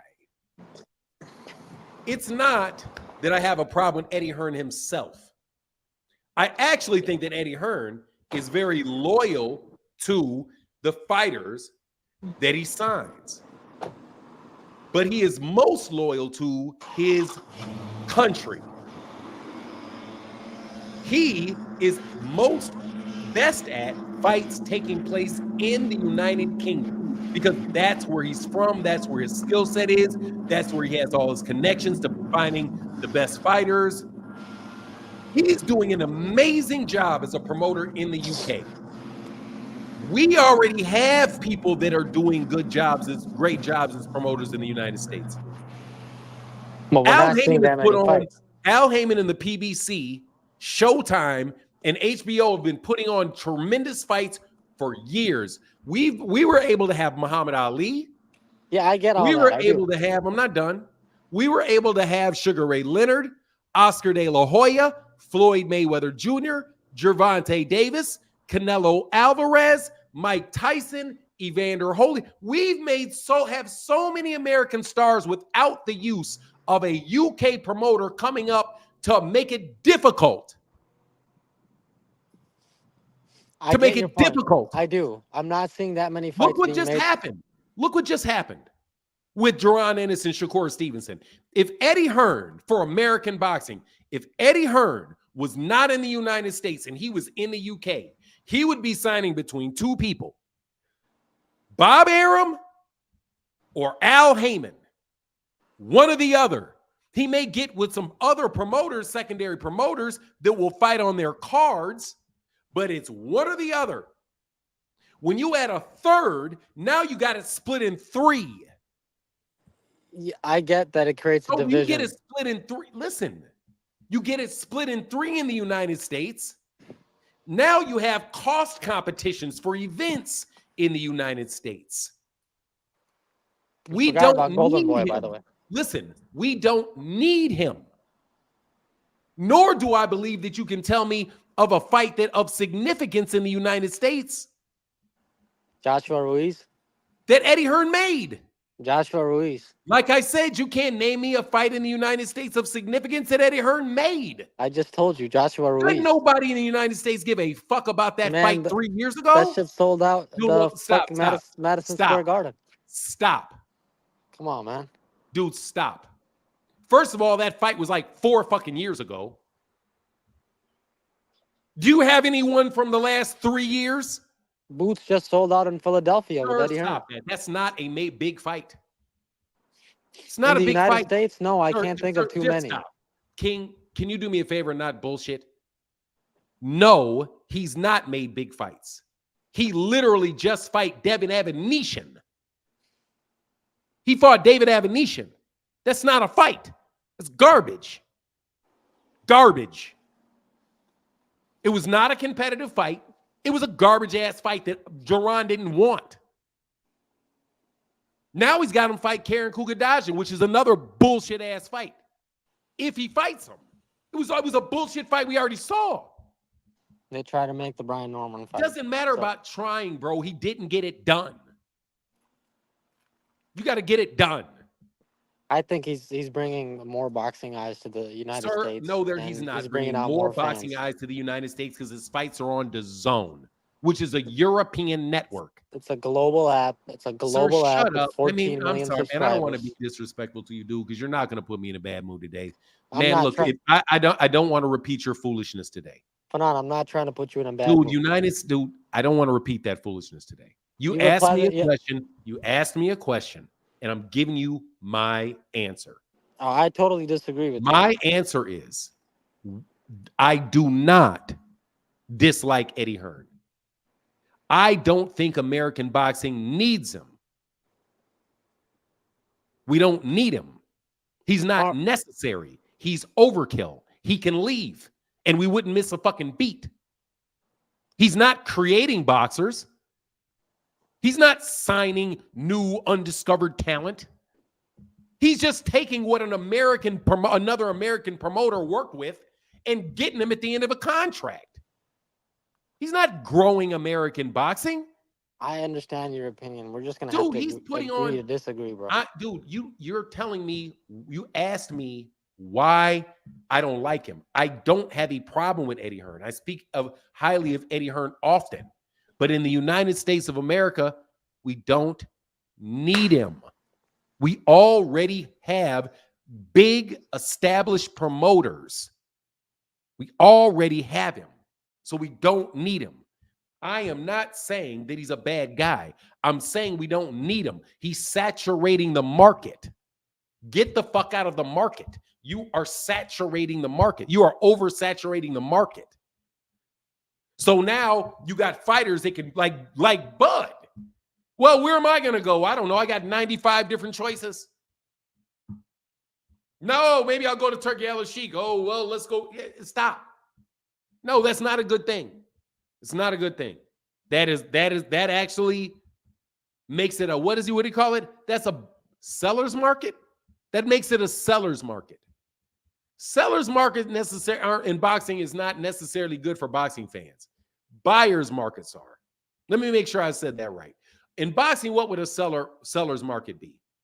It would be when the boxer can really have a lot of choices because he's selling his services to the promoter. So it's a seller's market for the boxer. Hey, man, give me money. Hey, da, da, da, da. If you got a bunch of high-level dudes all competing at the top, it becomes a market where the boxer can go around and get whatever money they want. But you're not going to get big fights because they're going to pick and choose between which ones because they're looking for the money. A seller's market is like a buyer's market was like it was back in the 1950s, where the promoter could be like, hey, man, if you don't fight with me, you're not fighting with me at all. You're not fighting at all. And if you don't fight the guy that I say fight, you're not fighting at all. And there ain't nobody else for you to go to because all the fights are at my event. So you're trapped. You got to do what I say. So no, Eddie, as far as the fight fans, no, that's not good. You want Eddie, you want Terence. If you're a fight fan and you want to see a fight between Terence Crawford and Jaron Ennis, the best way for that fight to happen is if neither one of them have a choice. Because the only fight that they can get is that fight. If you don't want to fight at all, Terence, no worries. Don't fight. You can sit out a year. Meanwhile, Errol, come fight Terence. Errol, come fight Jaron. You're actually going to, with fewer promoters, with deeper stables, you're going to get better in-house fights, and you're going to get better cross-promotional fights. If there's no Eddie Hearn. If Eddie Hearn leaves, Shakur is still over there. Jaron is with Top Rank. Shakur is with Top Rank. Matter of fact, just do that and you'll see. Give every American fighter that Bob Arum has, that Eddie Hearn has, and give him to Bob Arum. And see what that does for Bob Arum's roster and the amount of fights Bob Arum can make within that division. All of a sudden, Teofimo Lopez and Jaron Ennis becomes very, very possible. And you only have 2 egos in the room to work. Now you got like 5 egos in the room to work. You got like, in order to make a big fight in America now, who comes into play? Oh, well, you gotta, what's Al gonna do? What's Eddie gonna do? What's Bob gonna do? What's Turkey gonna do? All of those things come into play because you add that many more people into the decision-making process and that many more options for fighters. So truly, if you're looking at it from a fan perspective, it's not good to have a bunch of promoters. It's not good to have a bunch of promoters, just like it's not good to have a bunch of sanctioning bodies, just like it's not good to have a bunch of championship belts. Just like it's not good to have a bunch of weight classes because the whole thing waters it down. And the fact of the matter is, compare the number of professional basketball players in the United States to the number of professional boxers. There's probably, and I don't know the number, I'm just going to guess. If I had to go do that number, I would suspect that the number of professional boxers outnumber the number of professional basketball players probably 30-1. 30-1 of the fighters fighting here. in the United States, whether they're coming from Mexico, whether they're on little cards, big cards, or whatever. Anytime you water down a talent pool, right? Or you give too many options to a watered down talent pool, you're giving tons of options to a watered down talent pool, and you think a bunch of fights are going to pop up out of that? No, get out. And because guess what? The reason, how do you think UK boxing would do if Al Heyman and Eddie Hearn were over there putting on events in the UK? Putting on events in the UK. It would water down the signing. It would make it more difficult for people for Eddie Hearn and Frank Warren to sign fighters. It would add competition for venues. It would add all kind of things to that. But guess what? There's no need for American to do that because you don't make any money over there like that. But they do it over here because now streaming allows them to actually broadcast it over there to the UK. Richard Serrano. Opinions, not facts. Dumb, not intelligent. Useless statement, not constructive. Richard Serrano. Facts, not opinion. Let me talk to you, Jessica.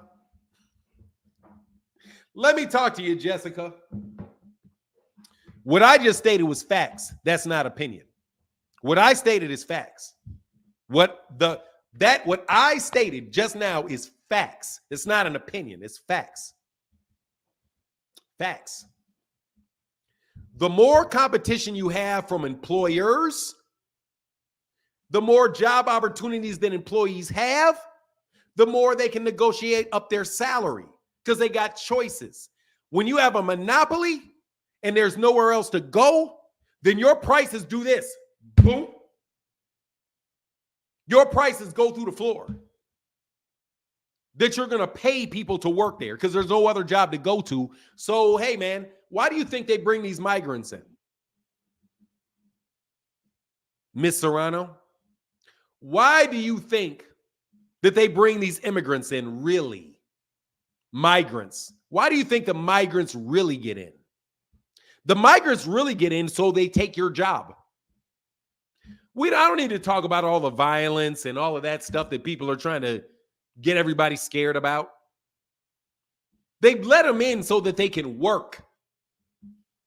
They can be hired off the books. They can be paid cash. You don't have to pay taxes for them. You don't have you don't have to match their 401k. You ain't got to do none of that. And when you fire them, you can fire them. They don't have anywhere to go.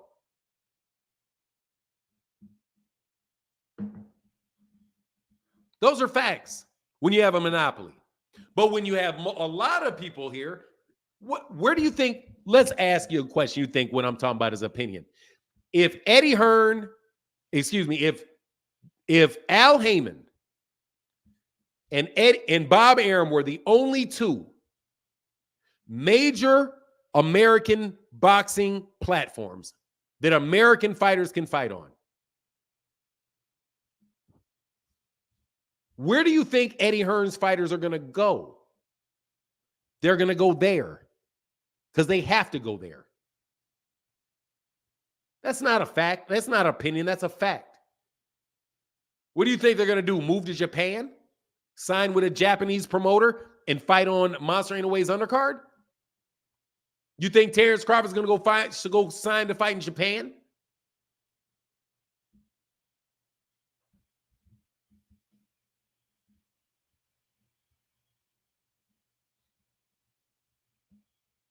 I didn't read your comment, man. I said to click the link.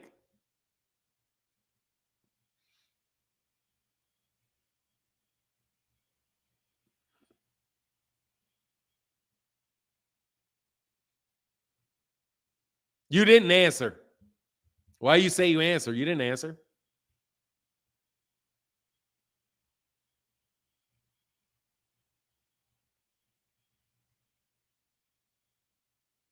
No, that was your last statement, bro. You didn't answer that. I'm not going to read your responses. You have to retype it, homie. You got to retype it. I'm not going back to read your responses. Just rewrite the response, bro.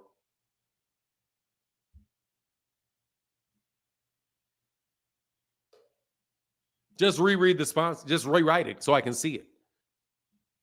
I didn't see any answer to that. Opinions, not facts. You didn't type anything after that. Unless somebody got rid of it. Dude, you're out of here. You got one more chance. You type one more thing, bro, you're out. You got to go.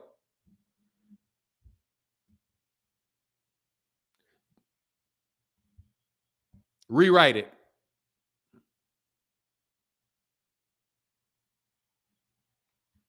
Rewrite it.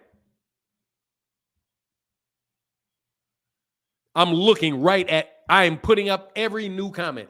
Rewrite it. I know what channel you're on. You're definitely on for non-international boxing. That's every comment I'm looking at. So just write it and I'll put it up. Your answer. What I told you is not an opinion, it's facts. That's how it's going to work, bro, because that's math.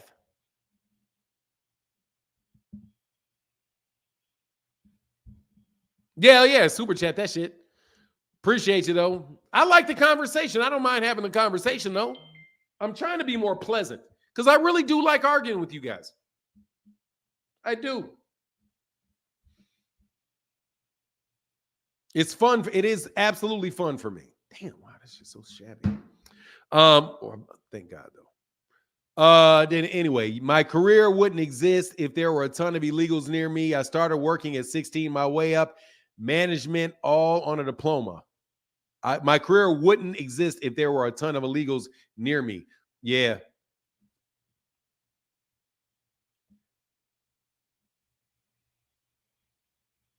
Yeah, you're out of here. See you, Richard. Same thing they used to do to felons who wanted a job. I mean, yeah, that's what it is. That's the reason they're coming in, is because so that wealthy people that own businesses can not have to pay the taxes, and they can fire them and do whatever they want and get their workers in and get their workers out. That's why there's immigrants here. That's it. And both sides of the equation want them. Donald Trump wants immigrants. He said it just depends on the kind of immigrants. Oh, we want immigration, but we want a certain type of immigration. We want certain jobs taken from y'all, not other jobs. But you guys with all this scary crap about they're monsters. They're monsters. Man, Fanon, I'd love that. To all whom are requested to hit the link, yet keep typing paragraphs, hit or you're gone. Poof. Yeah. I'm going to read them a couple times. I'm going to get you up out of there. Because that's nobody but King. That's just King. We assume that's King. That's the King crew.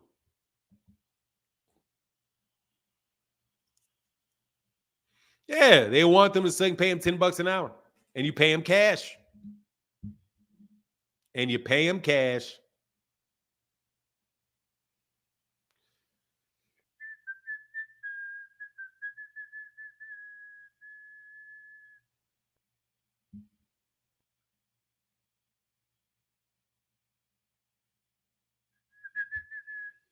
There, you funny, man. Hey, here's a link, though. We're going to be on here till till we get to about an hour and a half, till we get about 2.5 hours. The world is round and open your eyes. It has fewer champions, African-American fighters. That's your fear. No, we don't. We have great amount. We have the same amount of African-American fighters we always have. Boxing, Atomiko, what are you talking about?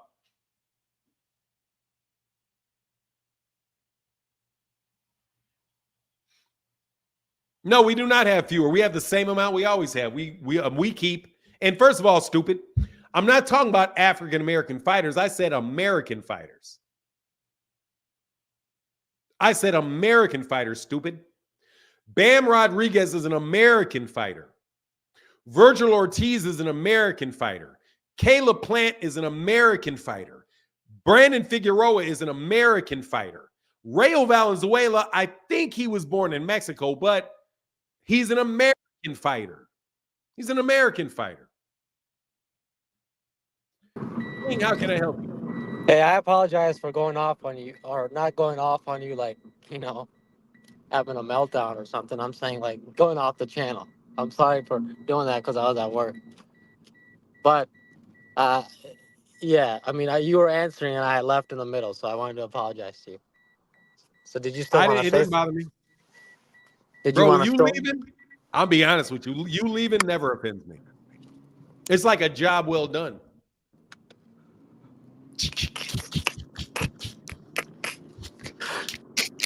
Come on, man. So this guy kind of has a similar opinion to what I might say, but you can exclude boxing Atomico. But this guy right here. Who's that? Richard Serrano. How can I help you, Richard Serrano? Oh, you called me? Yeah, okay, sit there. I just want to make sure you was somebody else. You go ahead, King. You can let him up if that's the guy. Finish what you were saying, man. I ain't in no rush to talk to him or boxing Atomico, but I will talk to him. I'm not in a rush. You're here. What were you saying? Well, I appreciate that. But what I was saying was I would kind of agree a little bit to this statement apart from the African part. I think you just want to see that the world is round and we don't have fewer champions. We have the same number of champions we always have, between 12 and 15. Than before. Always. Than 10, 20 years ago. Sir, no, it's the same amount, dog. Fanan, don't make us do a count on this, bro. Sir, it's the same amount. Let's not. Our championship belts have not changed at all. I've been having this conversation with people for 10 years. The number of American champions in boxing does not change. It's between 12 and 15. We keep them. It may go down for like a couple months till somebody wins one. We don't have a problem with our champions. The thing is, we don't have heavyweight champions. We got champions for days. We have more champions than anybody. You're 100% right. Yes. So then stop acting like we don't. We have more world champions than anybody. Our number of world champions stays very consistent. It may go up or down. The total number of belts, we keep the same number of belts. We have whole weight classes where we own all the belts. Dude, we don't have a problem, homie. We don't. Yeah. So what I'm saying is that you may have a little fear that Eddie Hearn coming to America may reduce the amount of champions in American boxing. Sir, I'm not saying that's true. Been here. Eddie Hearn has been here for 4 years, and he's flopped like a rug for half a fucking decade. And he already failed. Bob Arum has been here for over 50 years. Al Heyman has been here since 25 years. Bob Arum was cooking from the start. Bob Arum had the biggest name in boxing history from the start. Give him Bob some time. Arum was putting on big events from the start. From his very first event. Yes. Bob Arum was successful, is what you're saying. His first boxing event was Muhammad Ali. See, I don't know too much about the history, so I can't speak on this. Then be quiet. Bob Arum had big fights from the day one. Because the number one fighter in the history of the world hired him. Yeah, see, he went to work. He went to work for the Honorable Elijah Muhammad. See, I'm not very well versed in the history of the sport of boxing. If you're not, then stop talking. Okay. Because you don't know American history, you're not in a position to talk about what it's doing. And I'm definitely not worried about somebody that's failing. He's failing in the United States. Failing. Okay, that was just a notion out there that people made. Sir, it's not a notion. You just make shit up to argue. Because you know full well I'm not afraid of something that is not happening. He's already failed. Well, you cleared it up. That's what I'm saying. You knew it before you said it, though. I think there is some fear out there. No, there is no fear whatsoever out of me that Eddie Hearn is going to take over shit. He's already failed.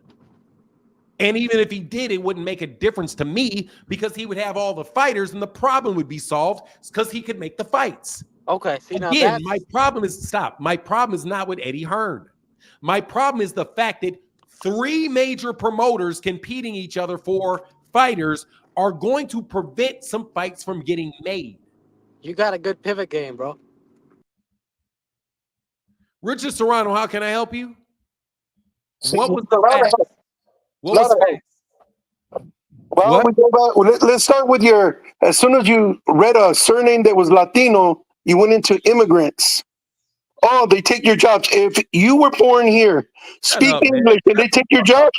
Dude, shut the fuck up. Excuse me, don't say shut the fuck up. Tell me what your problem is. What's facts and not opinion?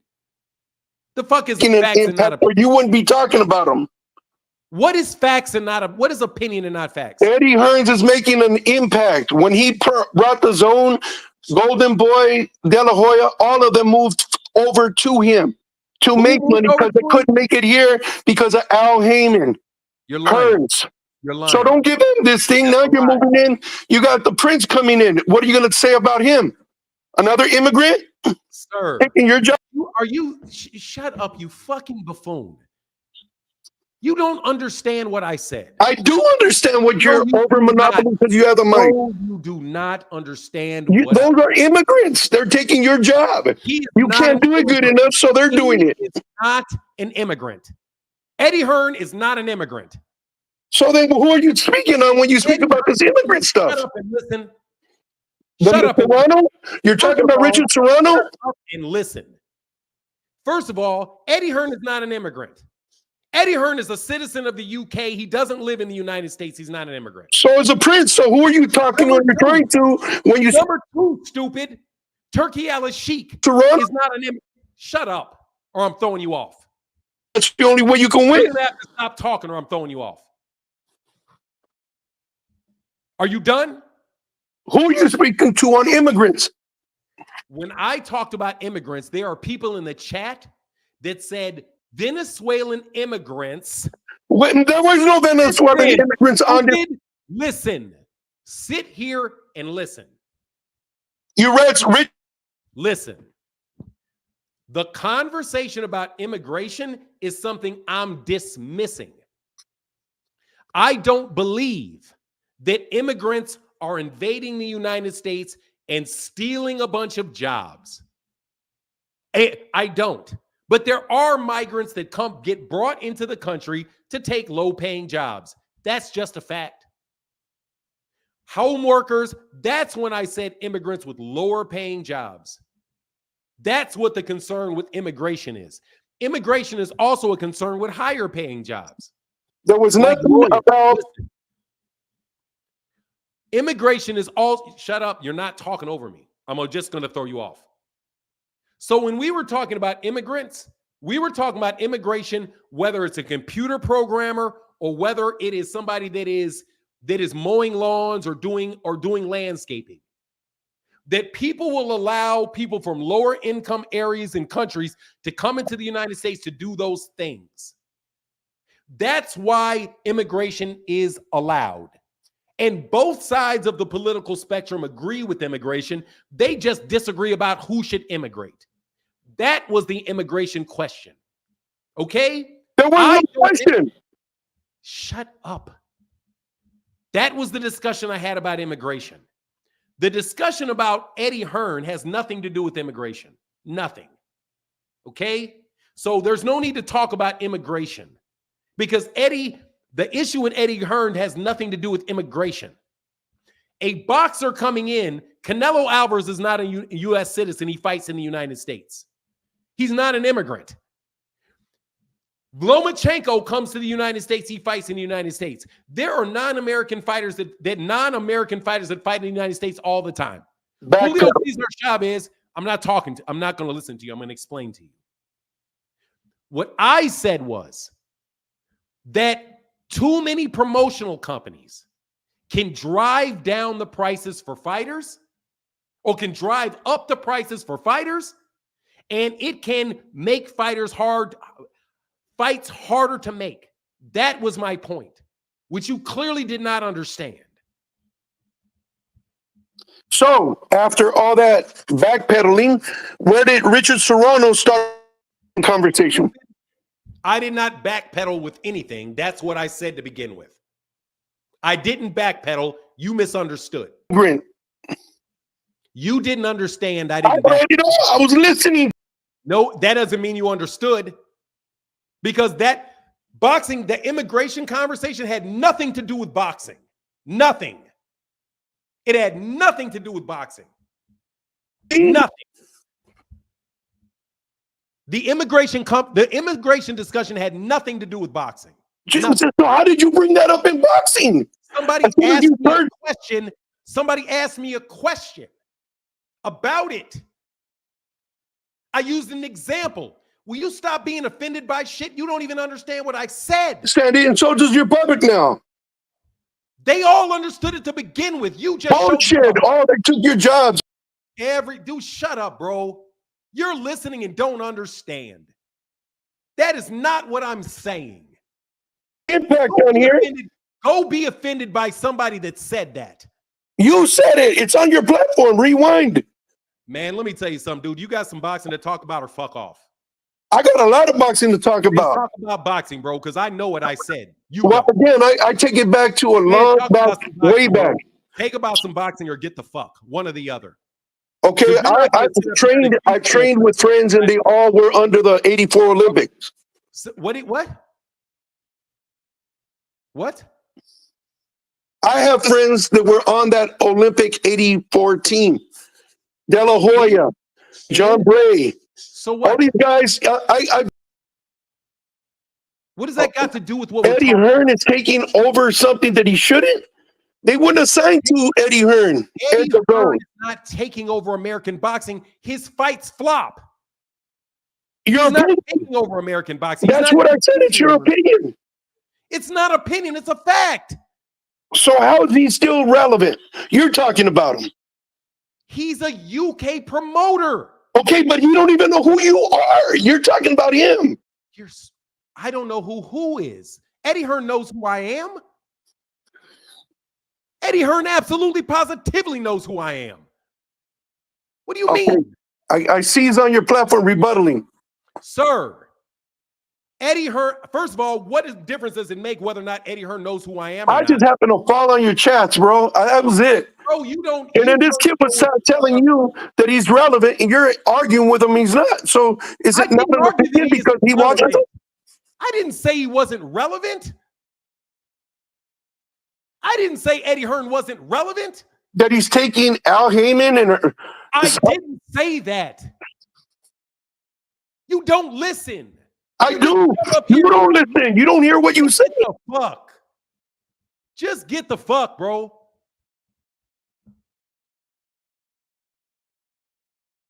Just get the fuck. I didn't talk bad about any immigrants. I didn't say all the immigrants are coming, taking all our jobs. I'm literally sitting there saying people are trying to create some big fake ass shit about immigrants taking over cities and saying it's not true. But your stupid ass don't even know that's what I was saying because your knee-jerk reaction is to hear the word immigration and start running your fucking mouth. How can I help you? Oh, greetings, my friend. Oh, okay. Look, first of all, I'm not a hater. I grew up. I'm almost your. We have the same age, me and you. But don't worry about it, brother. What's on your mind, man? Because you had some statements. Right. I started watching American boxing. I grew up watching Sugar Ray Leonard, Marvin Hagler, and the heavyweights and the Mexican. I'm from Mexico. So and Mexican boxers, but what I don't see about the new era of African American boxers that I don't like is they're not keeping it consistent. They're like if they're a champion, they probably don't fight for 2 years. Let's say Jaron, the two brothers, one don't fight 2 years, the other don't fight for 3 years, and that's really bad for boxing.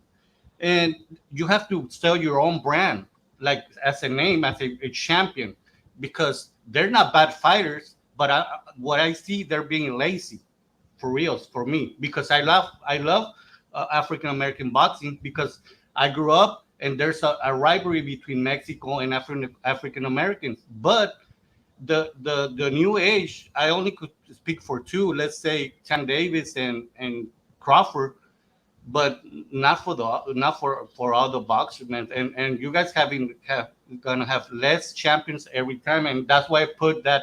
Okay, can we let's fix the conversation though. Okay, we were not talking about black fighters. We were talking about American fighters. Well, for me, it's not the same. Well, see, let me finish. Okay. That's why I have to correct you. Yeah, I'm talking about American fighters. I don't care if they're Mexican, black, white, Chinese, doesn't matter to me. They're American fighters. Okay.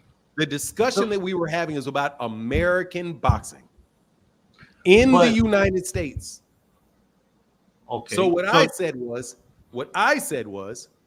that for American boxing fans, 3 networks, one of which nobody has, which is DAZN. Very few people have DAZN in the United States. I don't care what these people say. Very few, relatively speaking, have DAZN. Mm-hmm. So you're putting some of the best American fighters on DAZN. Right there, American fighters are not going to be seen by Americans. Right there. So I can't have, as an American fan, if I go to a bar and I want to watch a fight, and Shakur Stevenson is fighting, just give me somebody good. If Shakur Stevenson is fighting William Zepeda on DAZN, okay, it is not going to be on that screen. Nobody in that room is going to know who either one of them are, because none of them. Let me finish my sentence. Yes. Because none of them have the DAZN app available to them. So that prevents those 2 excellent fighters by being seen by more people, because Eddie Hearn has a paywall set up for American fighters that is exorbitantly priced. Number one, it's like $20 a month. And every one of the fights now are being pay-per-views. Yeah, I understand that. I understand. That's not good. That's not good for American boxing. It's not. And that's not an opinion. That's a fact. I understand your point, but why are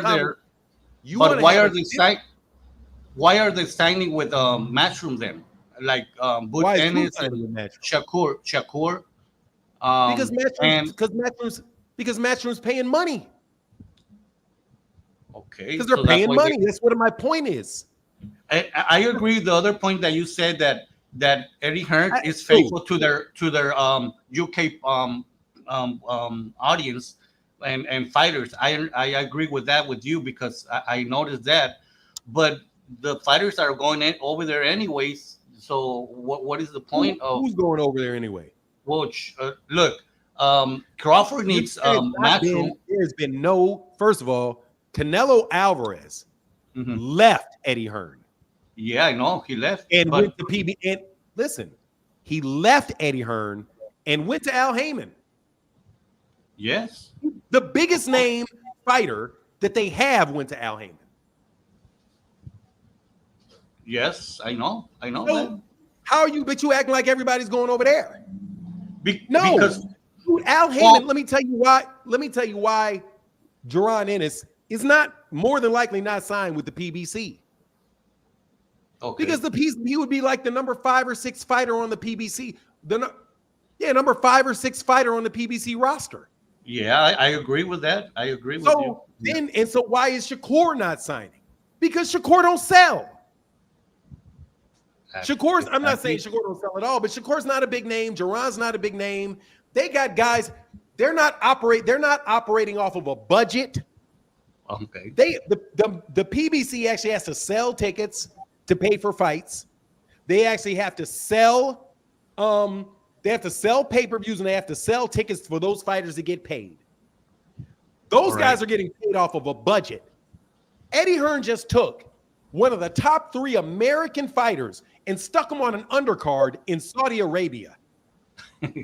Exactly. Yeah, that's not good for American boxing, brother. That's what my point is. Okay. I agree to one point, you know, but the thing is, I think I'm gonna be honest, the African American has to be more active. And we're not. You gotta tell me something, man. I am not doing it. I'm not going to I'm not going to have a conversation with you preaching to black people about what professional fighters who are world champions. Yeah. Okay. Because one guy has an alcohol and a mental illness, he's not allowed to take time off. Look, there are excuses. Dude, let me tell you, there are Latino fighters. There are plenty of Latino fighters that go inactive. Danny Garcia is Puerto Rican. He is not black. Danny Garcia has fought one time in the last 3 years. Exactly, Danny Garcia. Yeah. But he's not black. Same thing for Virgil Ortiz. Virgil Ortiz. How many fights has Virgil Ortiz had in the last 2 years? Well, he you know, but he's active right now. Well, how many fights has Leo Santa Cruz had? Well, how many years did? Hold on, man. I'm not asking for a serious answer to this. Okay, I'm not. Look, I love PBC. I love PBC, but most of the names that you're gonna mention are from PBC that don't fight. Danny Garcia, Germel, Erislandy Lara. Wait, look, let me finish. Erislandy Lara's fought 2 times this year. Yeah, but before that, he almost. I don't want to fighting.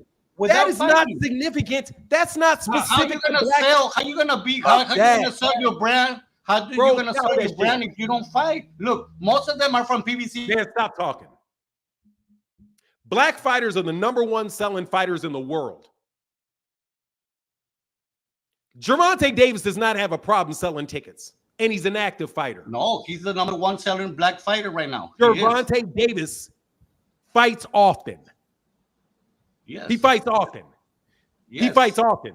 Stevie Fulton Jr., before he got a big payday, fought often. Okay. There's plenty of people.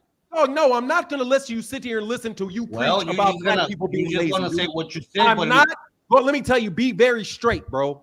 Yeah, be straight. You are not going to sit up here and tell me about black people being lazy. You're not. No, I'm not going to tell you. I'm just going to name some names, bro. And I'm going to name some Latino names too. Bro, I'm not even talking about this subject. I'm not going to. Inactivity is related to a lot of other things other than laziness. Well, inactivity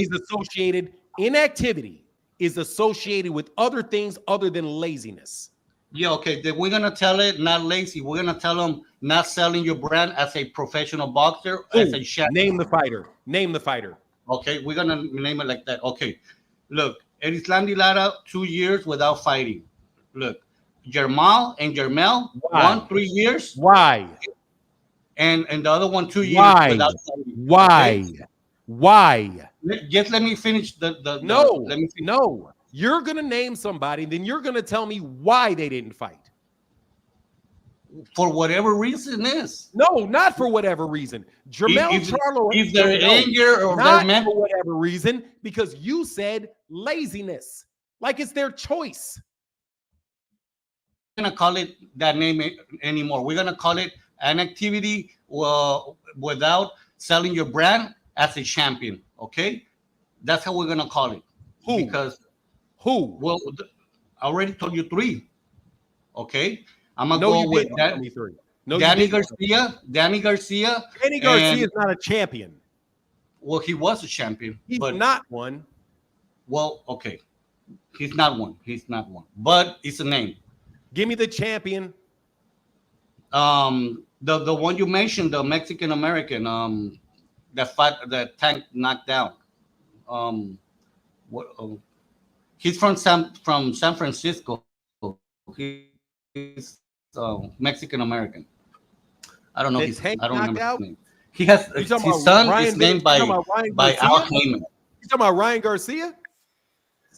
No, not Ryan. You mentioned Tank Davis knocked him down. You mentioned him. And he's Mexican American. A Mexican Before Ryan Garcia. Before Ryan Garcia. Leo Santa Cruz. Leo Santa Cruz. And What about him? But all of What them about are from. him? He's not fighting either. He used to fight. He was not an active fighter. But we cannot all call everybody we have inactive? Mental problems. Look, it's too much without this, bro. There's something. Now, look, man, I'm going to get to this. This is why people are inactive. Okay. There is something called the Buster Douglas effect. And this is literally an effect in boxing. When somebody makes a ton of money, yes, a ton of money, say you're Errol Spence, and you fight and you get a $10 million check. How many times you think you're going to fight that year? You're not, because you got 10 million. Listen. Okay. You're not going to fight because you got $10 million. I understand. The people that you're talking about take time off after making $5, $6, $7 million. That's not laziness. That's not laziness. Well, that's not greatness either. That's not going to be greatness for them. If that's greatness or not greatness. That is consistent. That is not laziness. How is it going to be consistent if they just stop 2 years without fighting? The only remedy to that is to pay the fighters less money and force them to fight more often. Let's say like the UFC?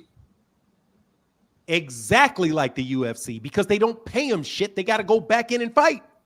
Yeah, I agree with that with you. So you get $20 million. You're either going to, and guess what Canelo will do? And he's not American. He's a Mexican fighter. You know what Canelo will do? He'll fight a bum. He'll just flat out say, fuck it. I'm not taking no time off. Give me $25 million to fight Berlanga. What about the Mexicans? What about Canelo? Canelo's staying active, but he's not staying active against fighters with a heartbeat. He's just showing up to make money. So what about him? Well, he's an active fighter and he sells his brand, just like like Inoue did. Inoue, look, the Japanese fighter, he fought right now the last fight. This Irish guy, 4 losses. The 5th loss with him, and what happens there? Nothing happens. But he's selling his brand, his name. Okay, dude, Gervonta Davis has the biggest name. You have to be an active fighter. Let me tell you the biggest names in America. But you only have Tank Davis. But I ain't got all day to listen to this dumb shit, bro. Let me tell you who the biggest names in American boxing are. Yeah. Gervonta Davis, Errol Spence, Terence Crawford, Deontay Wilder, if he had not lost, Deontay Wilder. Those are the biggest names in American boxing. I agree with you with 3 names. So what are you talking about? They don't have their brands. They're bigger than everybody else. Yeah, but I don't know. They're bigger than everybody else, bro. How in the world? Wilder, I don't agree. Nothing. Working on his brand. I agree with the first 3. Listen, man. How can Gervonta Davis not be working on his brand when he's the biggest name in American boxing? No, I agree with you, Gervonta. He's the number 1. What about Errol? Errol, yes. Before the now, fight, yeah. Now, not right now, because we don't know nothing about Errol. Is he gonna fight? Do you know the day he's fighting? You serious? The only thing the fans look, I was a fan of Spence. The only thing I remember of Spence is he got whooped by Crawford, and I don't know other notice. I don't know nothing if he's gonna fight tomorrow, the next month. I don't know nothing about. You don't know who anybody in UK is fighting next January. No, of course not. Just because you don't, man, can you stop playing games with me, bro? You switched the subject multiple times. Number one. Just why not? Well, you got to stop talking over me, man. If anybody's talking over, let me tell you how this works. I'm going to talk over you if I feel like I need to get a point out so I can move on with my show. You need to stop talking when I talk so that I can lead the conversation and have a show. Okay? If I talk over you, that means stop talking because I run the show. And then I will try my best not to cut you off. But if you cut me off, I'm putting you in the back. Agree. So let me finish my point and then I will pass it to you. And you will know when I pass it to you because I will say, your turn. We made a discussion originally about American boxing, not racial boxing. Yep. The discussion was whether or not 3 promoters in the United States is major promoters on 3 different networks is good for boxing in the United States or not. That's the topic. It wasn't about whether or not Eddie Hearn was good or bad. It wasn't whether or not black fighters have a bunch of championships or how often they fight. You moved it to how often they fight, and you want to talk about black people being lazy, which is fucking stupid. There's no other way to describe that. We have the most world champions of any country in the world. We have the biggest name fighters and the biggest events in the world in the United States. We're doing just fine. We don't need Eddie Hearn, was the whole point. Okay. There are reasons that people are inactive. Jamal Charlo is inactive because he had a mental breakdown. A mental breakdown. That's not laziness. That's a legitimate reason to not get in the ring because you're not right. Correct? Correct. Okay. Tyson Fury took 2 years off. You tell me when I start. Are you going to ask me to tell you something I already told you I was going to do? No. Okay. So I'm going to tell you when. My point was only related to 3 promoters in the United States in 3 different networks. That's it. I understand. Okay. The inactivity of American fighters is not related to laziness. It's related to the wealth that they have. When people have a lot of money, they may decide to go on vacation for 6 months instead of getting punched in the face. All right. So what you say now you can go. Please stay on topic though. Okay. So what you're saying, you want a monopoly only American TV audience, and you don't want the world is round. There's champions all over the world. That's what you call a world champion. And now you have to fight. Look, American fighters always fight most of the champions always being fighting in the United States. So they have an advantage. It's time to them to go out and fight in other part of the world. You serious? Don't you think? No. You don't agree? Hell no. No, I don't agree. I think that shit is ridiculous. Absolutely not. Number one, that's 2 different topics. Because why? It's 2 different topics. One, we're talking about fights taking place in the United States. Mm-hmm. Fighters fighting in the United States. That's really about the gate. And the network itself, DAZN is really not an American network. So you're really taking them off TV in the United States. What happens if, let's say, ESPN in a couple of years just go to under Matchroom? What happens there? And it's an international. No. You're trying to skip off. No, I'm not doing that. Okay, no. Well, it's not the point. Sorry. That shit is way off fucking topic. What happens if Matchroom goes to, dude, look, man, I've already told you my point. My point is that more choices, and it is a fact. Okay. that more options for a buyer, more options for a buyer drives the price down. I understand because they got that. more options. I agree with you. I agree with you. No, you're going to stop talking over the top of me. You got to stop talking over the top of me. You got to, because I am stopping to listen to you. Go ahead. Go ahead.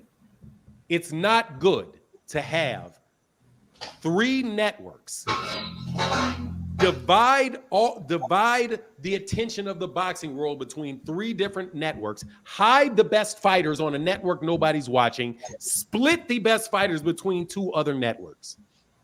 If everybody was on the same network and it was available and all of the same fighters were under the same promotional banner, okay, there would be more fights more often and bigger fights. And especially if you pay them less money. Okay. It's just not American laziness, man. I'm going to ask you a question. This is a question for you. How many questions you got left? No, this is the last one, and it was a pleasure talking with you. Look, yes, sir. You don't like what it happened the last 2 years in the heavyweights. It's more competition. It gave it a little bit a boost to talk about the heavyweight, the fights are being made. You saying it's been more competitive? At least more active. If you don't agree with competitive, more active than what, man? Well, we've seen all these heavyweights fighting between each other. Good heavyweights. See, what's that got to do with what we're talking about? Those heavyweight fights that you're talking about, another company. Fights that you're talking about are not in the United States. See, okay. So those heavyweight fights that you're talking about do not apply because they're not in the United States. So I understand. Anthony Joshua fights in the UK or in Saudi Arabia. Tyson Fury fights in the UK or Saudi Arabia. The rest of those dudes ain't even from the UK, many of them. And like Joseph Parker, he's from New Zealand. He fights in the UK. That's not my topic. My topic is America. You want to now, let's talk about what's going on in Saudi Arabia and the UK. Well, you're talking about the other companies. I'm not done. Matter of fact, let's use that. The fact that that American promoters, you know what American promoters do when they go into the UK? Yes. What do? Well, what do they do? They pay them the money. That's why they go over there. That's not what they do. Let me tell you. They have co-promotional agreements. Bob Arum promotes Monster Inoue. He does only promotes him in the United States. Yes. He doesn't promote him in Japan. He promotes him in the United States. So he doesn't actually dip in to Japan. He's not competing with Japanese promoters. He's just offering them a service to expand their viewership into the United States for their fighters. It's a co-promotional deal. Yeah, it's a co-promotional deal. The same type of thing Al Heyman does when Al Heyman goes into if he sends a fighter to fight in the UK, it's going to be a co-promotional deal. Eddie Hearn's not doing co-promotional deals. But except for he'll let a fighter have a little small LLC that they call a promotional company, but he's the promoter of note. He's the only promoter. Him coming into another country and literally putting on the events there. Bob Arum doesn't do that. Bob Arum's not putting on those events in Australia. He's co-promoting it with a local promoter there because they know what they're doing. Eddie Hearn doesn't know what he's doing in the United States. He doesn't even know where Decatur, Georgia is. Are you from Mexico? I'm from Mexico, Mexicali, Mexico. Yeah, what would you think if I didn't know where Chihuahua was? Well, I wouldn't get offended. No. Do you think I'm Mexican if I don't know where Chihuahua is? If I've never heard of Chihuahua? No. Do you think there are Mexicans that have never heard of Chihuahua? No. But there you go. What's the point? The point is this. Decatur, Georgia is somebody that everybody in America knows what it is. Mm-hmm. It's right next to Atlanta. It's major. He doesn't even know what it is. He doesn't even know how to pronounce it. He said Dakota. Okay. Well, look, He's not American. Let me ask you a question. You're in Mexico. How many American promoters are putting on events in Mexico City? None. Thank only you. Eddie Hearn. Eddie Hearn only, but not American. He's not American. Eddie Hearn only. Eddie Hearn. And how are the events doing? So. I wouldn't there say you go. Yeah. There you go. So everything in okay. So look, all I could say. You like Walmart? You like shopping at Walmart? Walmart. What do you think about Walmart's? What do you think about Walmart's product? Well, you have a lot of things in Walmart, but what's the point with Walmart? What's the point? Suck. It sucks. Yeah. Basically, that's what you get when you spread yourself too thin. When well, you try to, I don't think the owner. I don't think the owner of Walmart thinks it sucks if he opens. No, he does. Yes, Walmart and all over the world. Yes, they do. No, they know their products. They wouldn't open the Walmart in other parts of the world. So you have to get. Please stop talking over me. Okay. I mean, dude, it's like if I stop talking and I let you talk, yeah, you'll talk and then you'll stop and then I'll start. And then when I start talking, you start talking. Sure. Go ahead. Walmart owners do not buy material from Walmart. They aren't buying products from Walmart. They don't shop at Walmart. Guarantee you they don't. Yeah, they don't. I understand. So basically what you get is, dude. Basically what you get is Eddie Hearn gets to make a little bit more money from Matchroom. He makes more money from Matchroom. He helps grow Matchroom. He expanded globally. Good for Matchroom. But he's not putting on some superior fight cards in the United States. Boxing has not improved in the United States in the 4 or so years since he's been here. So his fights have not performed well. His fighters have not. Listen, his fighters have not gotten good fights. All right. Did Devin Haney get any good fights with Eddie Hearn? No. Any big fights? Who's the big fight he got with Eddie Hearn? What big fight did Devin get? Not Devin, but Anthony Joshua. He's just gonna pull up. Sir, we're talking about the United States. We're talking about the United States. So you have to talk about fighters fighting in the United States. We know Eddie Hearn can get big fights for people in the UK. That's without a doubt. All right. You know what? It's a pleasure. I have to go. It was a pleasure talking to you. Yes, sir. And I appreciate you gave me the time. And I wish I could talk to you again. Thank you very much. It was fun, man. I know I'm a little froggy, but it was fun. Yes, sir. Love you, man. Thank you very much. All right, man. Much love, brother. Get that. Bye. Yes, sir. I'm cool with that. Hey, man, it was nice. Yeah, I'm firing at you, dog. I know. Phenomenal show. He said, man, I want to take my job. Covert racism. Anybody with a working brain can see it in plain sight. Yeah, pretty much. Jeep Red Boys. What up, Jeep Red Boy? Thank you, bro. Hey, Phenomenal Noob. He said, this is crazy. There are plenty of fighters that aren't Black American who go on long layoffs.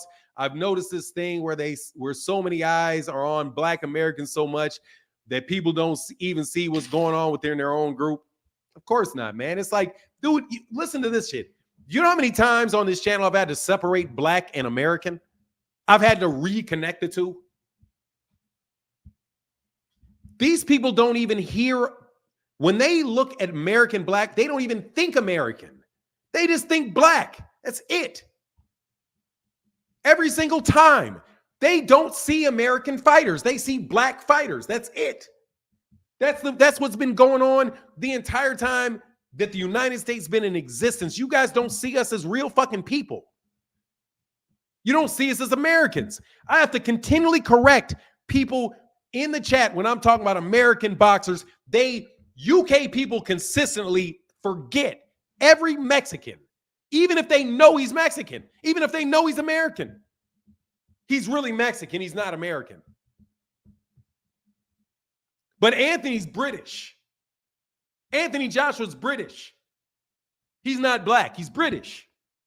So we can't claim Anthony Joshua because he's black. But we also can't, because we can't claim Anthony Joshua because he's not American. But we also can't claim Leo Santa Cruz because he's not black. But yet we're the ones that are racist all the time. Like I said, that's what racism is. That's the first thing that you see. That's how you characterize somebody. You characterize people by the color of their skin and not their nationality. That's why you guys can't even get through your heads, man, about the fact that these dudes are Americans. You're a fucking idiot. You are wrong about boxers. They need to get paid well. I didn't say they don't need to get paid well. I said if you want to have them to fight every day, you can't pay them well.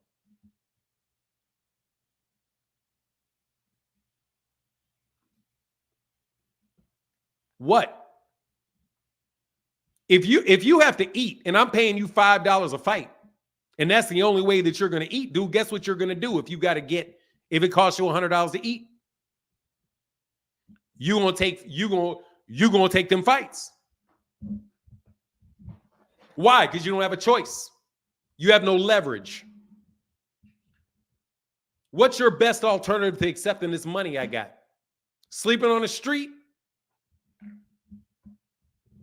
Oh, where are you going to be? Oh, you're going to be sleeping on the street. Oh, you don't want this fight. You want to be on that street.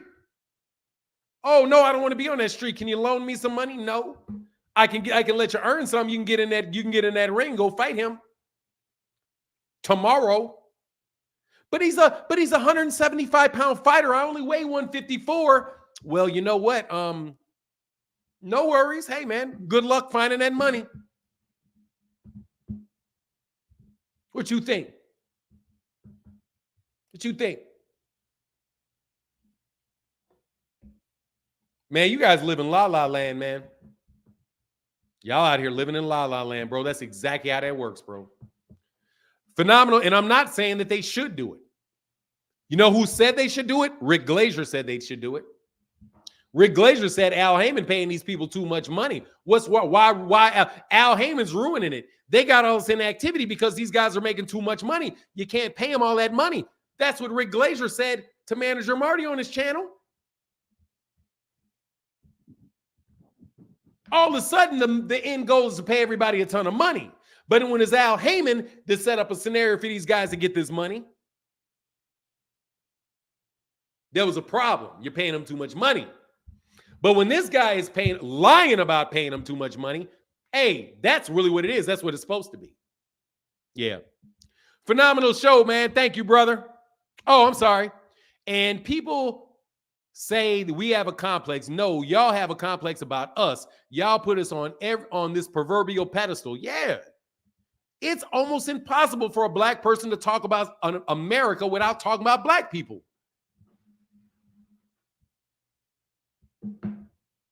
Because our race is more real. You don't think of us as Americans.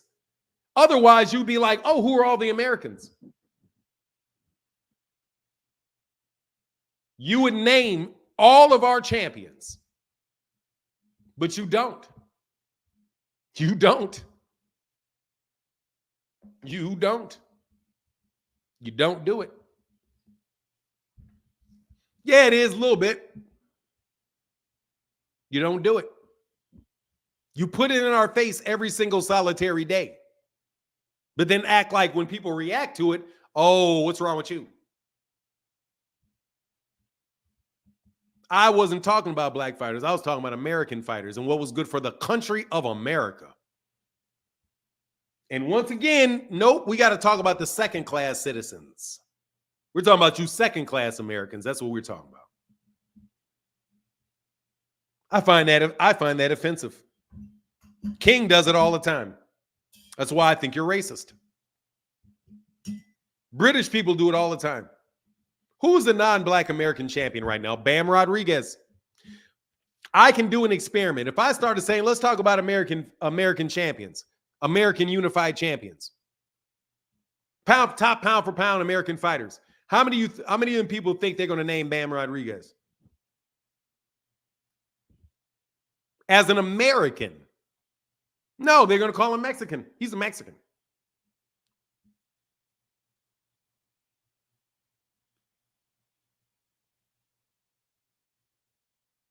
Oh, no, he's not, because he is a racist.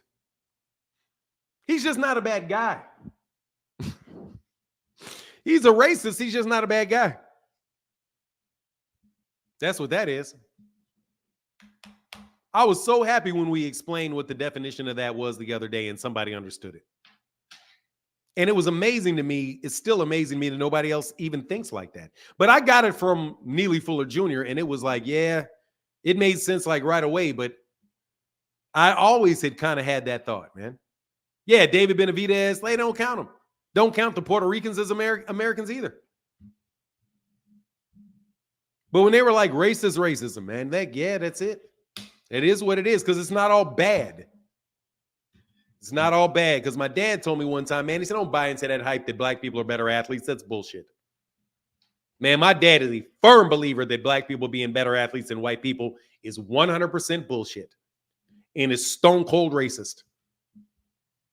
The idea that black people are better athletes than white people is racist. Now, somebody argue with me about that, even though most black people think that's true. But at the same time, most Jewish people think they're smarter than all black people too. And we would consider that to be racist. And they definitely think that. Definitely think that.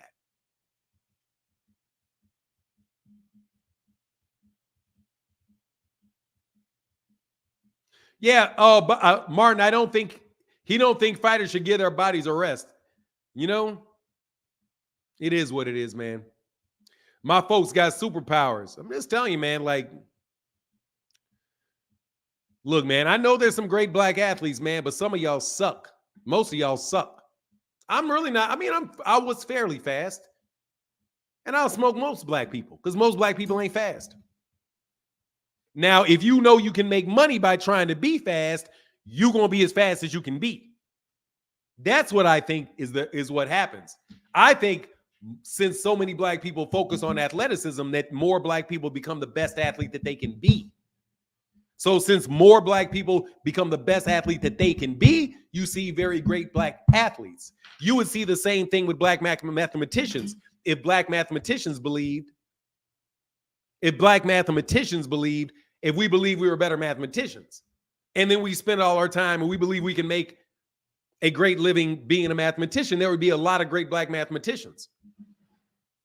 Just what it is, bro. There's not, but we box ourselves in when we think, okay, yeah, this is what everybody's really good at. We can sing, we can dance, we can entertain, we can shuffle for you, we can smile, we can make you laugh. We're big ass jokes. That's why Martin Luther King, Malcolm X said, where do you see in other people's community that singers and dancers and trumpet players are leaders? Bro, our YouTube leaders are comedians and rappers and football players. And now the thing is, they're very intelligent, though. I think that is underrated in those particular people. They're very, very intelligent. And because they became very, very good at a sport, they know how to become very, very good at other things. An athlete is somebody that really learned how to become very, very good at something that they had talent doing. Everybody else, we need to try to figure out how to get more avenues like that, and we'll have much more successful people. That's me anyway. Yeah, but we find our way. The way is right there. We got to fight. We don't care about losing your way. I care about finding a way. And the way is being productive and constructive. That's it. You got to just be productive every day. Be productive in everything you do. You'll find our way. We can turn the switch tomorrow. If everybody magically snapped the finger and everybody said, look, you know what? I don't give a shit about none of this. I'm going to be constructive and I'm going to achieve 5 things today. And I'm not talking to nobody other than achieving these 5 things. And when I go to sleep, boom, I'm going to do the same thing tomorrow. Over time, every individual that does that is on the path to repairing their lives. Repairing their lives. Yeah, man, it starts with you. It starts with you. What are you about to do? Give yourself 10 things that you're going to get done today. Get the 10 things done. You've had a successful day. You put that together for 365 days. You've had 365 successful days. You do that for 10 years. You've had 3,365, 3,600. You know, just do the math and see how many positive things you bring into your own life by setting your goals and achieving your goals every day. That's why I was so offended by the idea that you could say these young black athletes are not that they're lazy. Ain't none of these fighters lazy, bro. Ain't no way these dudes are lazy working like they work. Ain't no way. Ain't no way. Ain't no way they're not. Ain't no way Shakur Stevenson is not stone cold disciplined. And let me tell you too, that dude is smart as shit, bro. Smart. Talking to Shakur Stevenson, like when he came on, I'm going to tell you, man, it was striking to me how smart he was, how perceptive he was, how he was able to talk and do two things at the same time. That's a very, very smart guy, man. And that's why he's a great fighter. Not just because he's a great athlete. Ring IQ is IQ. IQ is IQ. It's just where you're going to apply it. Your ability to solve problems is your ability to solve problems. I'm just saying he's so smart. I mean, no, Shakur's really, really bright guy, man. Really bright guy. I think Terence Crawford's a really bright guy too. Very, very intelligent dude, man. Very intelligent dude. I'm not going to say, I don't know what his educational level is. And I'm just saying he's very, very sharp, very perceptive. Fly Paper said, that's how you uplift people talking positive. Yeah, man. I mean, I'm just telling you the truth about him. I'm not going to, these boxers, I mean, Errol Spence is very intelligent, man. You have to be very intelligent to be able to do what these guys are doing, really and truly. And you have to be focused. You have to be disciplined. But you can take that same stuff that you do there and apply it to somewhere else. Hell yeah, Devin Haney's very smart. He's very talented, very focused, very hardworking. All of these fighters are examples of people that are disciplined, hardworking people. But we all lose our way, man. We all may every once in a while, hey, pick up a drink too much, get too stressed out, not give ourselves a break. You know, we fall, we get back up like everybody else, man. What up? Oh, here you go. There's the link, and it'll be the last link because then I'm going to bounce. Here you go, Dean. I was trying to work hard for my chump change today, give y'all a lot of good stuff. There you go, Dean.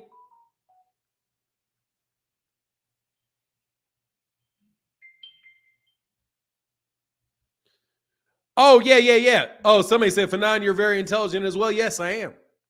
That's why I know we're a lot smarter than y'all think we are. Because, dog, I'm a lot smarter than y'all think I am. I'm telling you, man. My wife will tell you that. One thing that offends my wife will be like, the one thing that offends him more than anything is when people do not recognize how smart he is. And I hate that shit. Because, dude, I'm clinically that. So that's been my biggest experience. Enrique, you gives IQ exams now? Brother, I am most definitely offered Mensa. Thank you very much, bro. I wish I still had my letter from you bum asses so I could show you. I should join Mensa just to fuck you over, boy. That's what I should do. I should get a Mensa member card just to fuck you over. I definitely should do that. Because I rejected the whole idea, but I'll fuck around and go get a card.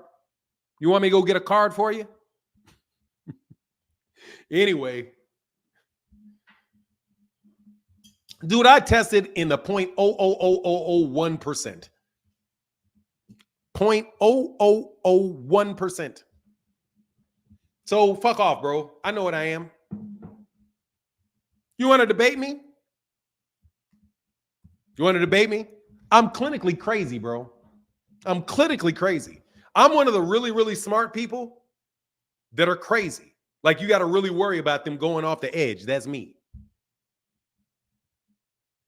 So you say what you want, homie. You say what you want. I know there's people smarter than me. I meet them every day. That's why I don't believe that shit you guys say about IQ. That's why I don't believe you. That's why I don't believe you. Because I took my test and I'm smarter than all of y'all. I guarantee you. My shit is higher than all of y'all's that have been tested. And I know that there are a bunch of people related to me and a bunch of people I know that are friends that are smarter than me. So how are we so dumb when you give a test to one and you be like, damn, I'm that smart, then you fuck with some black people and feel dumb again real fast. Then you feel dumb again real fast. You start fucking around playing some spades with some Negroes, and you start fucking around playing with some spades and be like, God dog, this motherfucker's smart as shit. Black people are brilliant, man. Brilliant. Brilliant. Fucking brilliant. Brilliant. I'm telling you. Brilliant. How you think we survived this long? Dean, what up, man? What's up, Fanon? Can you hear me? Yeah, give me 1 second. Joaquin, give me 1 second. Joaquin, this is my IQ story. I was in special education when I was a kid because everybody, and they were like, this kid won't sit down, this kid won't sit down, this kid won't sit down. So they took me out of a class and they put me in a special education class because I couldn't sit still. And I was driving the teachers nuts. I was asking a bunch of questions. I was getting really bored in class. You know, like, so they were just like, look, you got to get the fuck up out this class. So they put me in a special ed class and they tested me. So in order to do that, they had to test me. So they took me to a psychiatrist. They stuck all kind of shit in my head and tested me. And they gave me 2 IQ scores. That's why I know you guys don't really know IQ scores, because I have 2 of them. Most of you guys talking about IQ never have taken a test. You take that shit that's over there on the internet. I literally had the mic. I literally had the shit on my head. Like they were checking my brain waves to see if I had some type of fucking aneurysm or something. And then they gave me the test. So the test that they gave me was some shit like 154. It was like 154 objective and like 160 something. What was objective? And it was basically, put it this way, it was above 155 on both. It was above 155 on both. Abstract and concrete. Because they gave you an abstract IQ score and they gave you a concrete IQ score. And it was over 150 on both of them. So what they did was they took me out of the special education classes. And they were like, nah, this nuts, something else is going with them. And that's when they gave me the Ritalin. They put me on Ritalin, put me on a lot of, dude, you do not have a 160 IQ, bro. Fuck off, bro. You got a round number, you liar. Don't nobody believe no round numbers, homie. Dean, but anyway, yeah, that's what it was. That's why I'm saying. But and I know a lot of people much smarter than me. So most black people don't get tested. So how do you know how smart they are? Anyway, go ahead, man. Hey, Fanon, man, I just want to, can you hear me? Yes, sir, bro. Yo, Fanon, I just want to say thank you for what you just laid out there. I grew up in Philly, as you know, Fanon. I grew up from a school I'm pretty sure you're very familiar with. I'm from the same area, University City, University of Penn. Oh, so, yeah, absolutely. So one of my best friend's son just got into UPenn, just started as a freshman. Amazing school, Fanon. My elementary school was like directly around the corner from their main campus. So our tutors and people like that used to come, you know, in elementary schools, they bring tutors and people like that to come in, college students who trying to intern and stuff like that. And just by the grace of God, the people that come to our school was from the University of Penn, students that went there, right? And you know how smart you got to be. Yeah, to get in order, you got to be educated. You got to be, you got to be on top of there. Okay, sure. Right? And it's funny you said that. People from Pennsylvania, they know this. I got accepted to a school called Haverford School for now. It's one of the top schools in the country. It's an all-boys school, and they got about like a 98 percentile people go to college and things like that, right? Right. And when I was younger, my I don't remember the test. You know, standardized test was like a big thing in the 90s for non. Like it was like, you know, for as far as the kids, I know you got children, so you probably remember that time. And my mother was approached about moving me up a grade for the same problems that you have, Fanon. My behavioral problems. Yeah, you lose. Yeah, it's like somebody will start talking, you know what they're saying, and you're like, da, da, da, da. In elementary, that's not good. Yeah, it's not good when everybody else is sitting like this. So they wanted my mom to move me up a grade or two. But my mom was like, you know, Deem, if he up there with the older kids, I'm not doing that because he gonna be fighting every day and stuff like that. Because obviously older kids gonna try to pick on you. But when you a little higher in intelligence, you're not going for certain stuff. And I know you understand that. It's like, nah, you trying to play me. I'm not. So that's just a story from me where I understand. I sympathize with what you were saying because I've dealt with similar things in my life. But I wanted to give 2 examples to add on to what you were saying about just as Black people, they just try to put us in a box. And I appreciate you letting the audience know, like, it's not that white guys aren't good athletes. If that was the case, Jokic and Luka Doncic wouldn't be. Christian McCaffrey is the best running back in the NFL right now. Last time I checked, they playing possum on your ass is what they doing. That's what they doing, but like, right? Because when you got guys in that situation, it's just that it's what they focus more on. How me, you, and Phoenix the Assassin, I believe, used to talk about it, blood boxing, about the heavyweights. Remember, Fanon, we had that conversation a while ago, and I was like, Fanon, why you think it's not a lot of Black American heavyweights? And you was like, Deem, I don't think that it's not. They couldn't do it. They just play football now. They're defensive ends. Yeah, there's too much money in there, man. You snatching up every 6'6" kid. Every 6'6" kid, you know the kid gonna be 6'6". And then after a couple generations, the 6'6" kid's daddy played basketball and didn't box. Absolutely. So now like basketball, dude, you can learn to play basketball in any Black neighborhood. Like Absolutely. you can get a good handle, a good jump shot, good defense, all that shit in any Black neighborhood. Somebody that played D1 and then is working at the and now working at the mail lives around the corner. Absolutely.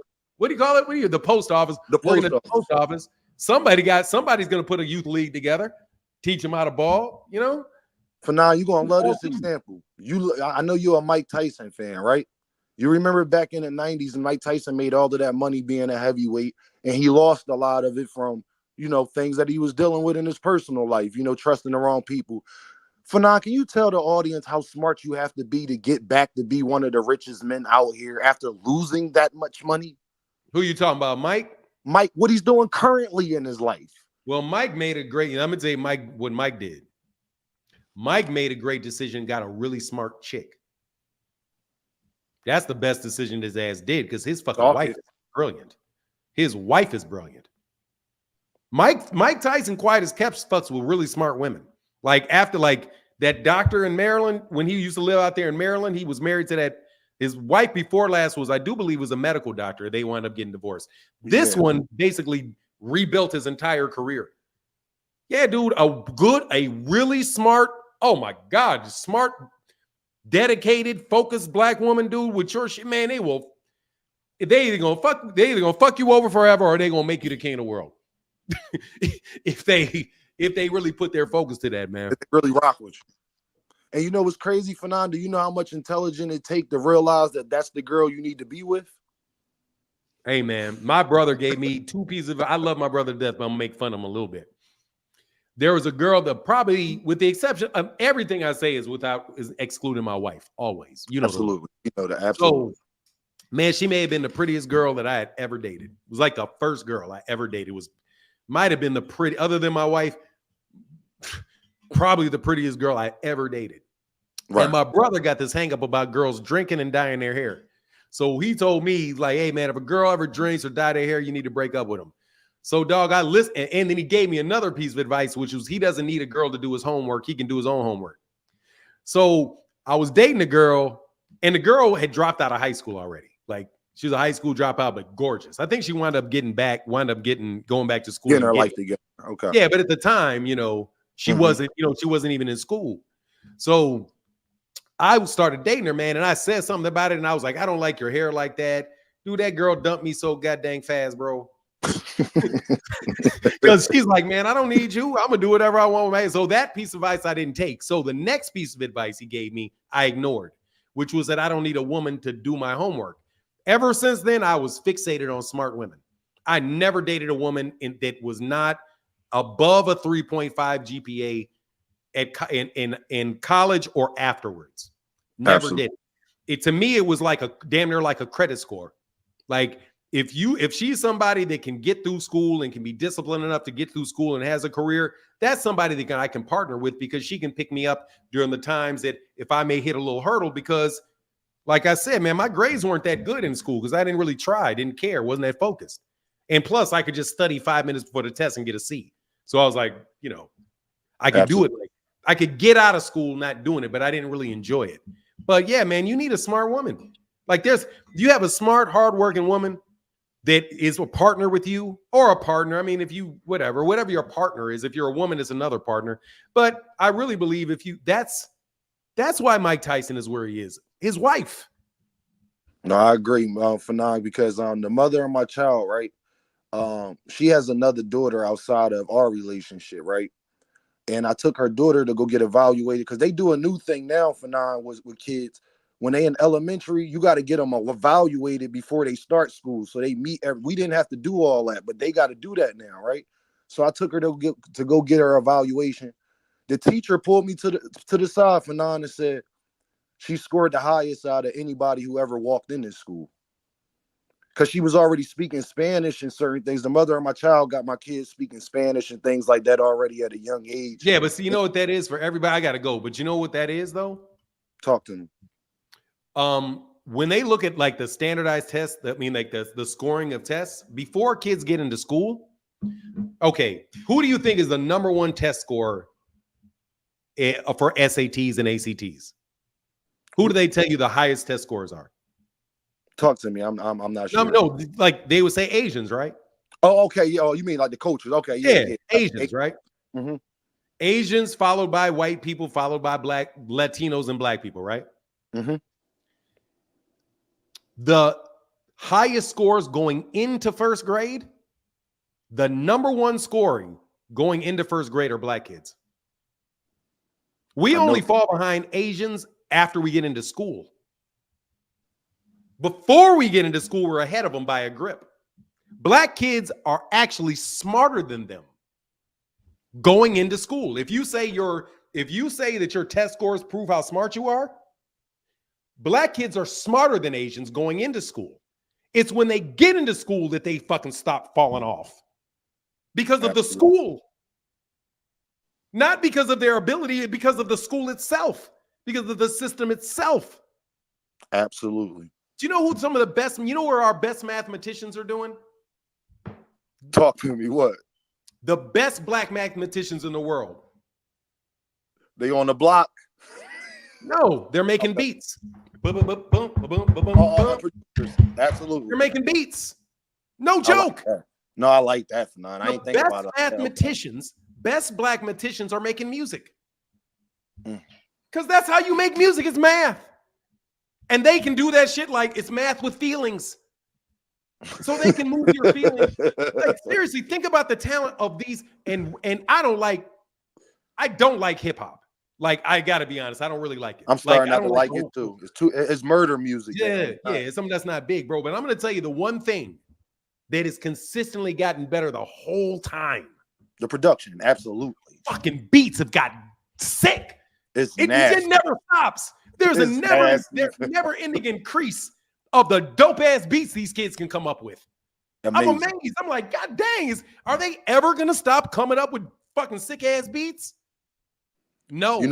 You know why that's true, Fanon? And everybody in the audience know this. One of my close friends, a friend of mine, he made the intro to Meek Mill's intro.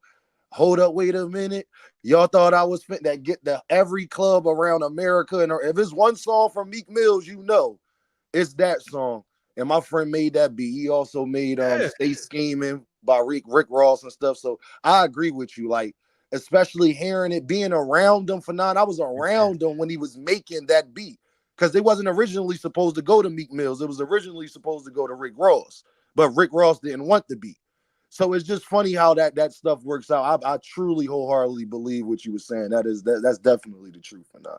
But yes, I'm gonna let you go, let me man. get P Hunter, then I'm gonna get a couple and get out of here, man. I've been on way longer than I thought I was. Nah, I'm looking at the time right now. I see it on your live in front, over top of me, man. Yes, Yo, sir. you be good for none. I'm glad. I just wanted to say thank you for bringing that up because I just feel like they put us in a box, and that's the biggest thing in the racism is like the black women and during birth can take more pain and all of this type. It's just I'm glad that you brought that up, man. Thank you, and I just want to say I appreciate that, man. For real. Yes, sir, man. My pleasure, man. All right, bro. My guy. Peace. P Hunter, what up, man? Man, it's supposed to be Hunter Young, but I don't know what's going on. I don't know. Maybe I use my different account. But one thing is crazy that my pops would always. I'm sorry. What did you want it to say? No, I was saying that I should be under Hunter Young, but I don't know why it says P Hunter. I don't know, but I'll fix it. Hunter Young. I got it. What are you, right? But anyway, my pops instilled something in me. Yes, sir. Yeah. All right, can you hear me? I can hear you perfectly well, man. Go ahead. Okay, yeah. So one thing my pops used to always get on me about, he used to be like, yo, basically, he didn't like me doing a whole lot of shucking and jiving. He ain't like it. And I couldn't really understand why. He was like, because if you don't know when to do it, you'll look like a fool to most people. And then I got it. Cause I was like, oh yeah, I can't shuck and jive in front of everybody. Friends, you hanging out with your friends, it's one thing, but out in public, it's another. Then something that I had to tell my son, he was doing something. I said, look, your ignorance will always outshine your brilliance because people remember ignorant things. They don't remember brilliant things. So I was like, like you said, we could be brilliant, but our ignorance always shows and outshows. So that's all I wanted to say. Yes, sir. Thank you, Hunter Young. I got you fixed too, bro. All right, thanks. All right, man. Get back. All right, y'all. Let me get hey, man. Jameson Childress with the $50 holler, brother. Thank you so much for thank you for your support. I was gonna say thank you for your money. Thank you for your support, bro. Appreciate you, man. Fanon is morphing in MH. We do this all the time, man. I'm gonna snatch this shit and make a video of it over on MH Blackwell. Thank you, brother. And for that $50 holler, bro, that is huge. And Tony Brown said, love from a smart crazy to a smart crazy. Yeah. Yeah, it is. Yeah, you at a certain point you get crazy. Certain point, people are like, where is this person coming from? And honestly, most people like that fail. A lot of people like that fail in life. Hey, Phil Sloan, what up, man? Here as usual. Thank you, Phil. I ain't seen you in a minute. Thank you, Phil, for the support, man. All right, y'all. But look, man, we've been here for 3.5 hours. I had a wonderful time. I hope you had a wonderful time. We will be back tomorrow on Friday. And we will be chopping it up all the more. And with that, I'm out. You have a wonderful day. Deuces. I had a lot of fun today. I hope you did too. Bye.